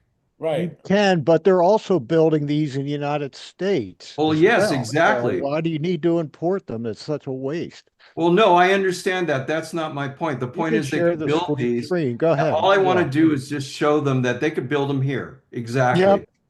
And Yep. that's what I want to show you, if it's okay. Right. Yeah, Yeah, go ahead. ahead, Paul. No All one's right. stopping you. Your screen. Well, maybe they can clean the motors out of those Tesla pickups and turn those into houses. But Look at Wow. look at the that. doors will fall off though. Yeah, right. Catch I on bought a- fire. God, 7 I bought a grand, Jack? Chickenbacher, a Rickenbacker guitar. And it's called a Chinese Chickenbacher here, Yeah. but and for like $300 where they charge 2,000, But look at these homes that they could do. They built, some of them are built out of containers. Right. I mean, it's just Yeah. amazing the technology China has. Well, they're doing that people are doing that in the United States. You don't have to go to China to be inventive. Yeah, I but they're mean, charging it's like happening here. 50,000 for them. No, Yeah, no, not I really. mean, Well, where are they we have charging them a, for less? yeah, we have a tiny home movement here in the city of Los Angeles, and we have kind of tiny home villages, which are kind of interim housing, although people can actually stay there as long as they Wow. want. So it's kind of a mixture. Oh, nice. The only problem was that DWP, even though these tiny homes cost like $6,000 to $10,000, the DWP was charging like $100,000 to do like the hookups and stuff like Oh that my that they God. did for people to have electricity. And then the fire department came in and they were trying to charge all this money. So some of our council members were able to get that down in terms of city services. Well, what about It is solar great. I panels? mean, unfortunately, all these tiny homes right now are interim housing, Right. but I'm a big fan of it just because it gives people non-congregate housing. That means that they can have their own little tiny home to themselves. They can bring their stuff in, right? Which is not always the case with the shelter. And they have their own space where they can, close the door and shut out the rest of the world, and they have a roof over their head and they're out of inclement weather. But they also have their own space. Well, then who owns them? Who owns the tiny home?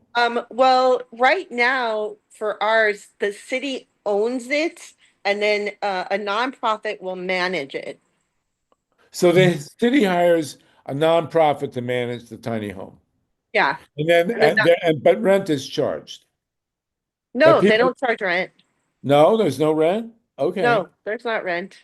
All right. So here's another question off the wall.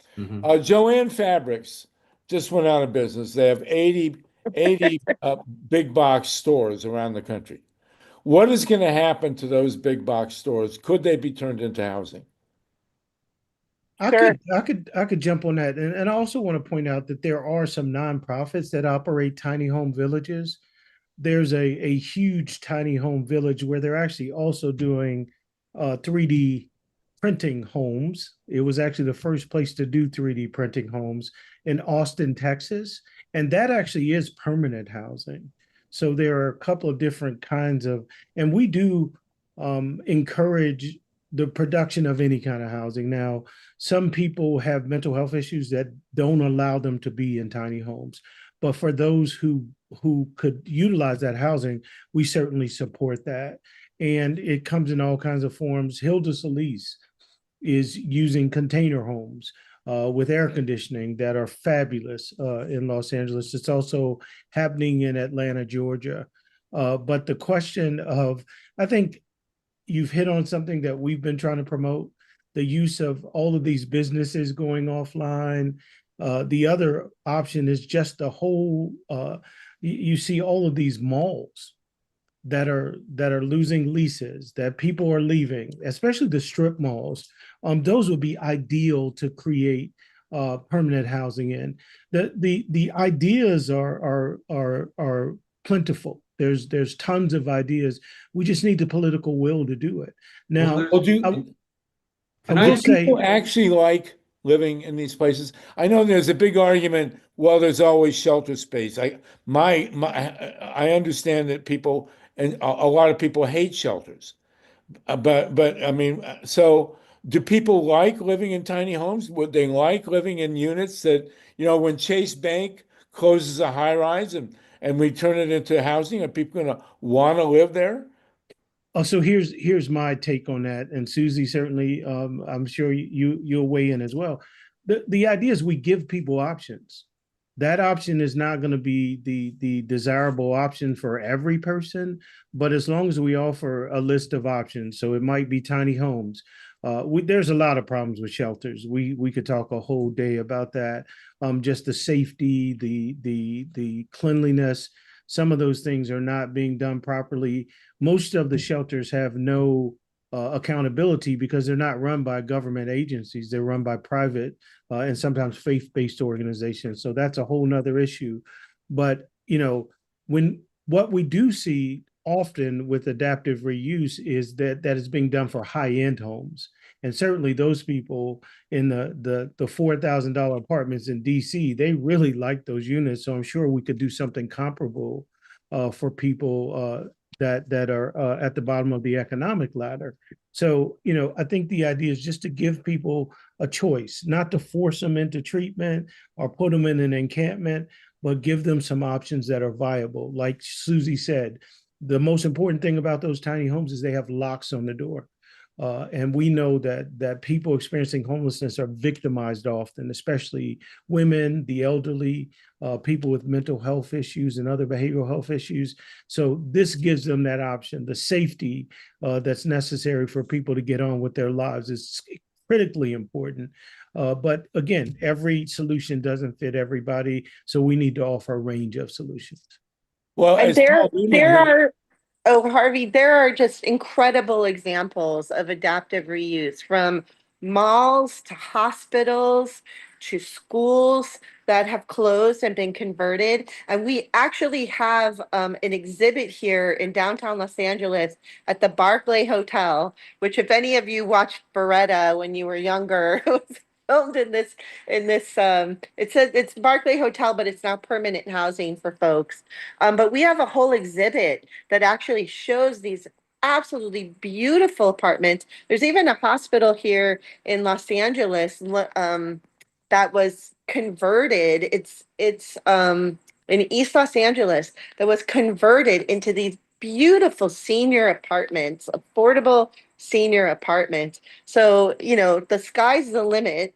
And like I said, you get the advantage of having the existing infrastructure. So it really lowers the cost per unit when you're converting.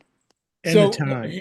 go ahead. Well, so how many units do we need to solve the homeless crisis? And how many potentially convertible, adapted for use units are there? So the need is probably somewhere around 7 million. That's Okay. what the National Low Income Housing Coalition estimates as the unmet need. I think it might even be higher than that, to be honest, because a lot of people are living doubled up and a lot of people are living in unsafe conditions. But they think it's about 7 million. And that's the number of units that are not online right now for low income people. That's the only place where there's a shortage. So people at the top of the economic ladder, at the middle, there's no shortage of housing. We actually have a surplus of housing. But when you get to the lowest income population, that's where we have a surplus. Now, there's all kinds of numbers related to how many units of abandoned housing there is, and I've seen all kinds of numbers. I've seen hundreds of thousands in LA and New York alone. I haven't seen a number that really gives us a total amount of abandoned units around the country. Susie, I don't know if you've seen that. I don't think there is. I mean, usually you have to rely on the utilities. Like here, we rely on the DWP to provide that information because they know if the utilities are on or off, right? In given units, and how long they've been off to show that they've been abandoned. But we have entire buildings here in downtown LA that are completely vacant. And there's one developer, I'm blanking on his name, but this guy buys entire buildings in New York and Los Angeles, and he keeps them empty. And why does he do that? Because it's just a line on his balance sheet, and it's an asset for him because it's obviously going to appreciate in value every single year. And he uses that building to borrow money against it. He has no intention whatsoever of ever putting anyone in those buildings. And he's just, making bank, as we would say, on these buildings being empty and just borrowing against them. So this is because it's considered an investment and a commodity, as opposed to, housing being a right. I'm basically saying, I'm sorry, but you can't keep these buildings empty. A lot of these folks just come in and buy these buildings for investment purposes, and they never do anything with them. I think his name is Simon Legree. I got three hands up. I can't see whose hands are up. Harvey, there was Yeah, something I Paul? wanted to say that I didn't get a chance to. Go ahead, Paul. I'm with Healthcare for Us, which is an organization. We're on KPFK every Friday morning at 7:30 before Amy Goodman. And we had a veteran on. He was talking about veterans homelessness. And right now at the Veterans Administration in West Los Angeles, they gave them these storage houses to live in with no toilets or anything. And I mean, it's horrible. And they have to walk, far to go to the bathroom. It's like almost like just putting them in a cell. And the treatment is horrible. And this veteran talked about it. And they're even trying to sell the property. The federal government is trying to sell the property in Westwood. And there's elements in, Healthcare for Us. There's Erica and Gina. Anyway, on KPFK every Friday at 7:30 a.m. in the morning. They're on. But anyway, this veteran was saying, I mean, the conditions are horrible. They want to sell the land because there's some people eyeing that land in LA. There's corruption like you wouldn't believe in this city. And that's something we really need to look at also. I think land they my made a plane. movie about it. It's called Chinatown. Right? But well, listen though, this is, the Trump depression is going to open up all these structures. There needs, well, you can call it like a free market solution to ending homelessness, Mhm. but there needs to be a master document that we can, I'm sure there must be, I just don't know about it, that we I, can use as a game plan here. I did put the Pew stuff in the chat. So if you want to pull that down, it kind of gives you an overview of the work they've been doing. All right, Steve, do you see that? Steve Caruso? I'm not seeing direct, how long ago? It was a while back. It was when I it probably was got at it in my it was at clipboard here. Hold on a second. 6:43 p.m. when I did. Well, can you put it back up and let Steve put it up on Sure. the screen here? Sure. But this is Hopefully it'll. important. I mean, we're in a solution-based situation here. I mean, I was very I never really shopped at Joann's Fabrics, but it was always nice to see it. And there's 80 big box buildings now, and Chase is closing banks all the time, and they're the conversion to remote work combined with the Trump depression should make plenty of spaces available for So conversion. did you hang on a second? Let me get rid of this audio. So anyway, well, Donald, this I is can't pretty. access a Hold on. document. Let me share my screen. I actually do Yeah, have you to can do jump that. to in just a second. Easier for me. So actually, I hate it when people say, well, they can go to shelters. I know these shelters are really, really rough. And certainly if you have a family, you're not going to a shelter. and as Susie said, that's not a solution to homelessness. Right. But Let's how see. do people, Oh, when they get into a tiny house, how long do people stay? Do Well, people so like, I can't speak to all the programs across the United States, but here they stay until they get permanent housing. does anybody consider tiny houses as permanent? Do Yes, people? that the Austin program I told you about. Can you guys see this document? Yeah. And I'll send it to Mike, and hopefully he can share with everybody. Steve. Yeah, you could share it, but without editing options too. Yeah. So this is just it gives you an overview of how many units were available in the 60s and the rise in homelessness, and then it talks about the adaptive reuse today. So Well, it's as Paul mentioned, I mean, one advantage of micro homes, tiny homes, is you can put a solar panel on the roof yes. and make them energy self-sufficient. I'm wondering about composting toilets. Do they come with composting toilets? So they come in a couple of ways, and the one that was just described is the one that I don't necessarily agree on being like, the best option. Uh, the ones that don't have individual plumbing and heating. So it is less cost effective to do it that way, to create the unit and then make a commercial bathroom on the property. There are a lot of programs that do it that way. And that does add to the cost. So at that point, the tiny home becomes almost as expensive as a full-sized house. And so it's when the ones that you saw when someone shared, I don't know who was sharing the screen, the ones from China, those are available, and those are a better model because they have all of those things inside.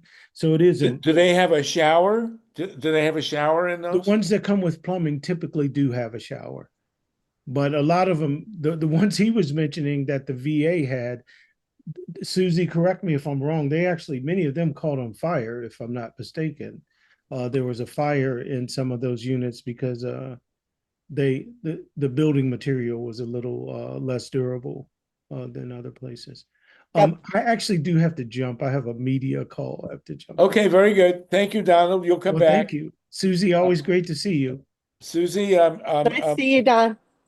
so Susie, if we can, if we can generate or provide there needs to be a master document here on, solving homelessness in the age of remote work and the Trump depression. I Yeah, mean, that's a great idea. Really great idea. And, you know, Because because I putting, mean, we're seeing like look when Sears went out, okay. So a lot of people have these Sears department store buildings. We have them here. We have one in East LA that are just sitting here vacant. Um, and so, but that's all across the country. So it's not yeah. just Joann's, it's every single one, where the department store actually owns the building. Or, there's a whole chain that goes out. That's a lot of those are, you can convert. Not everything is convertible, but most things you can convert. Well, there needs to be a master plan on that. I mean, God knows we've been losing big box stores left and right here. Yeah. And those big box stores have flat roofs, and very little shade usually, making it quite adaptable for renewable energy. And that just needs design and implementation. Yeah. That's Yep. a small deal. I mean, there are going to be issues of ownership and rent and maintenance, but it's not rocket science. Yeah. And we have managed to get, in California, we have managed to get a couple of pieces of legislation passed, and we got, some money in the budget for adaptive reuse. And then Jimmy Gomez, who is a Congress member here from California and is the head of the Renters Caucus for Congress, has also put in a piece of legislation. We're trying to change it a little because the income level is a little higher than what we would want it to be right now. I mean, I'll give you one statistic. So we have something in California called the housing element, and there's a 7-year look back. And so in our 7-year look back, it showed that based on these RENA goals, these are regional assessments that they do to say, this is how much housing you need at this income level.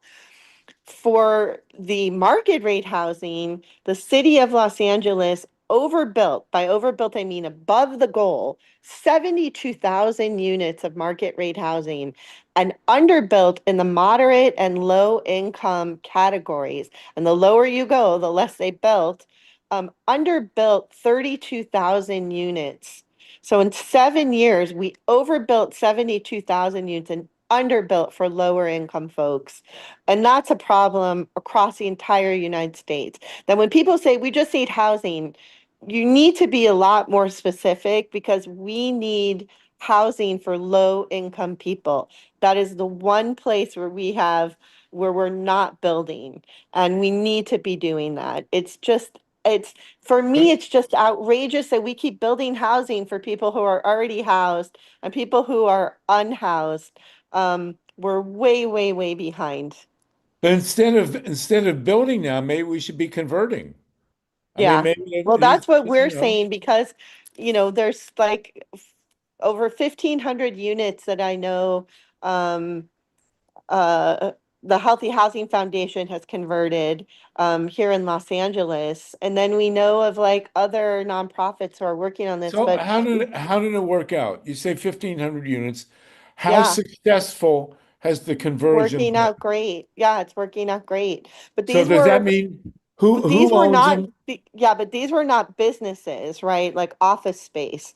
These were units that had been like a former hotel that then had been converted to affordable, and then the landlord just let it go, and people left, and so there were like either no one in the building or 16 people in the building. So all that got converted and updated, but we're also doing office space now, in these really beautiful, beautiful buildings, with marble floors and columns. And, they tend to be older buildings here in LA, but they're just absolutely beautiful, and people have a an apartment that they can call their own. Well, that's the point. Now, do they become condos, or do they retain No, who they're not does someone condos, they're retain? apartments. Yeah, they're apartments, and the rent is anywhere from $400 to $800 a month. You get it? You're kidding. What? Really? I'm not. Yeah, right here in LA. How Harvey, many we square really feet? should. How many We're square happy. feet? How many Well, square it feet depends can you on the get? apartment. It depends on the apartment, but it's usually from 300 to 500 square feet. It sounds like Sluggo, like you're getting your stuff packed up and ready to move into one of these units. But I'll But you know, tell you, we can do a tour. You know, we do tours of these Well, places. you should make a film of a tour. You should make Yeah, a video and show, yeah, and because people don't know this, people look. There's a whole class of people in this country, middle class people, who look at the homeless as a separate race. yep, I They're know. people. There's a creature out there called a homeless person, and they're treated like Untermenschen, and and Yep. so Sluggo, if I could get in on that point that you're raising, I think that we you've done a really good job talking about potential sources for housing. I think the bottom line is there's plenty out there. There's more than enough potential housing to solve the problem. What we lack is the political will and leadership to make it happen. And thanks to Susie, we're making some headway on that. But it's still, we've got a long way to go. The problem isn't that we don't have potential housing. The problem is that housing policy is being driven by people who are afraid of homeless, unhoused people and complain about them and complain to their local politicians who think it's a better idea to drive them into some other jurisdiction rather than doing, as Susie pointed out, a cost saving measure of getting them into permanent housing, which would actually save money. And then the next level is that many of these people are working and they're about to lose their job because they've right, lost their home. If we can get them a permanent solution to their housing situation, a lot of them will become, well, a lot of them are already contributing to the economy, but they'd be able to do so more so. And those that are currently a drain on local resources would be able to flip around and contribute to the localities. But right, rather than taking a long-term view, what they're getting is people complaining, oh, there's a bunch of unhoused people who've set up an encampment near me, or one of them yelled at me when I was going to the opera or something. And unfortunately, there is an element in our community that is very intolerant of unhoused people. And they are unfortunately driving policy on this rather than right. logic, But reason, and dollars and cents. there's a magic moment here because we have all this vacated square footage because of the bad economy and Yep. because of which is coming full force now, and because of the conversion to remote work. And Yeah. so all this square office footage and all these big box stores like Joann's, Oh yeah, no, what the supply is their there, businesses. Sluggo. Sluggo, you're right. The supply is there. We've got NIMBYs and we've also got, people who are Yes, but we snobs. don't have a master plan.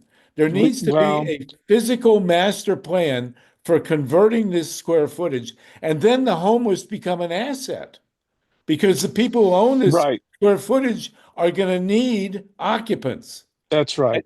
That's right. And so that's the economic flipping point that we're at now, Well, right? Vienna, Am I wrong about that?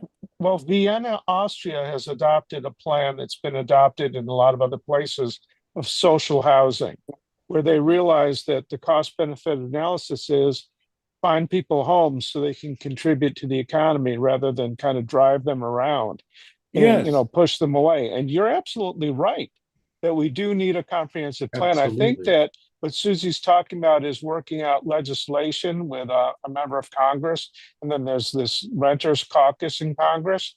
We need to make sure that they're doing it the right way. And Right. But they probably won't get it through this federal government for a couple of years at least. But California could definitely do it. Light a fire under good old Gavin Newsom and see if he'll do something good this for a is change. this is a won't. market situation. If this becomes a market-driven situation where the homeless are viewed as assets and where That's right. square footage is viewed as a stranded asset, that's You're the absolutely right, nuclear Sluggo. plant. It's You're absolutely this right. stuff is stranded assets. Yep. The key is that, like you said, a lot of people don't want unhoused people around. They've been stigmatized, and we need to do public education like we're Right. doing here to teach people that people are assets. They are not, Well, Susie, pests or whatever. but here's a question: local resistance in a place like a vacant big box building, like an abandoned a Walmart or Joann's or a bank that's in a downtown. Are you gonna do you encounter the same kind of resistance to converting those buildings as you do to building low-cost housing in neighborhoods? Typically, no. So so for some of the stuff that we've done, which is, converting hotels or motels into permanent housing, you don't get a lot of resistance because the hotel is already there. So you don't have to go to the planning committee and talk about what type of housing this is going to be. The structure is already there, so it's much easier to get around NIMBYism when you already have an existing building or infrastructure. I don't think communities tend to like blight either. So you get around it a little more. If you're building something new, so it's just ground up, that's where a lot of the problems lie, right? Because the plans get out there. For some reason, you have to reveal to these planning commissions if you're building for low-income communities, so that they know it's affordable. And then typically for people who know that there's housing coming in for low-income communities, they just don't want those folks in their community or think that they have a say in that. So they really feel that they can discriminate against somebody based on their socioeconomic status. But what's even worse is that there are developers who create market rate housing and they leave half of the building empty.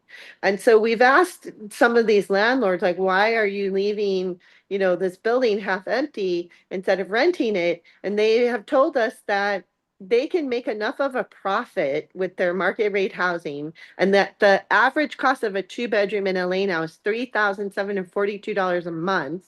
They can make enough of a profit renting out half of their building, and they would rather do that than bring in lower income people to mix with the higher income people that they are renting out to in their building. So they are specifically basically saying that like their housing is only for high income folks and they will not let lower income people in.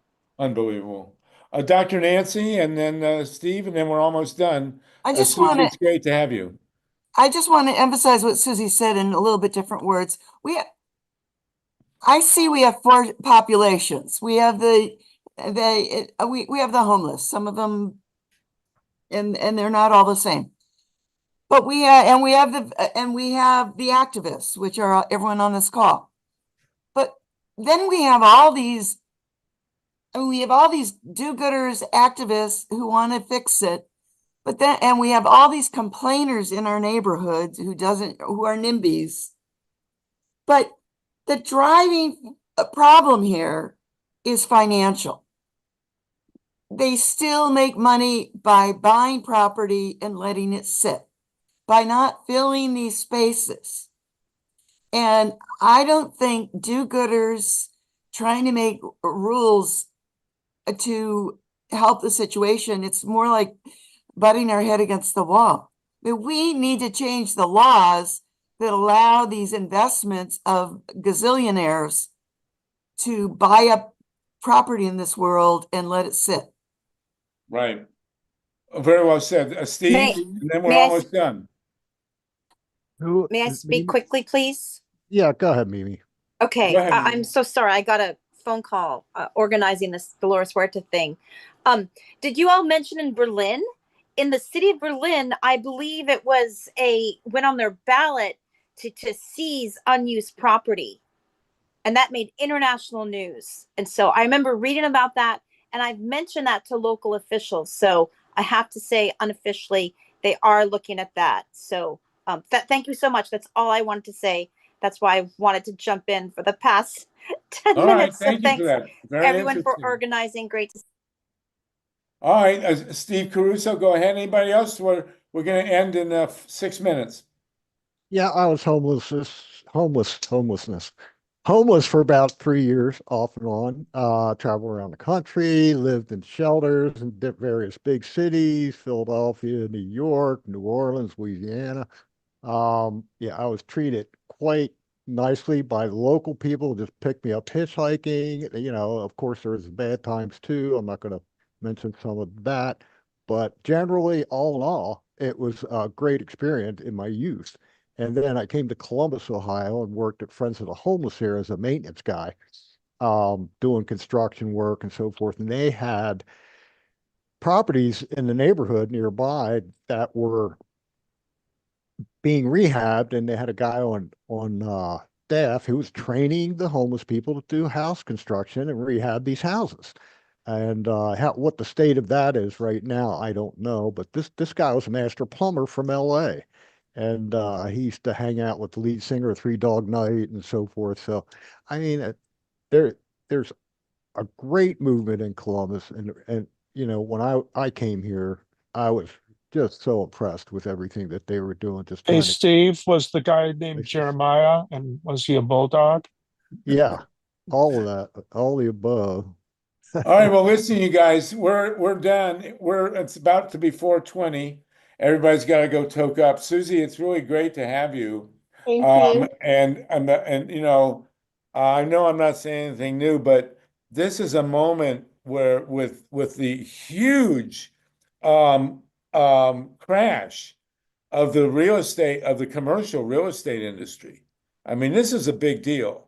And with all these big box stores going out of business, dollar stores and all that, and banks closing their branches, you know, the confluence of vacated commercial square footage with the need to house people, to me is very interesting, and I'd love to see more on it. So there you go. All right, everybody. It's 4:17. Those of you in Santa Monica, come on down to the Lemley for the 7 o'clock showing of the Naked Hippie movie. It looks like we might actually sell out. Nancy, I'll see you there. I promise I will be fully clothed, so that's all good. And Aw. there we are. And next week we're going to talk about more of this. Susie, it was really great having you on with Donald. Thank you. Yeah. What a 1-2 punch, and we'll be back in. Steve Caruso, thanks for engineering. Mike Hirsch, thanks for co-hosting. Myra Reeson, good to see everybody. Tatanka, Paul Newman, and we'll see you all next week, everybody. All right. Thank you. No No news and no homelessness. You got it. And fill that commercial real estate. There has got to be. We need Milton Friedman now to do the formula. All right, you guys, take care. Thank you. Great show, everybody.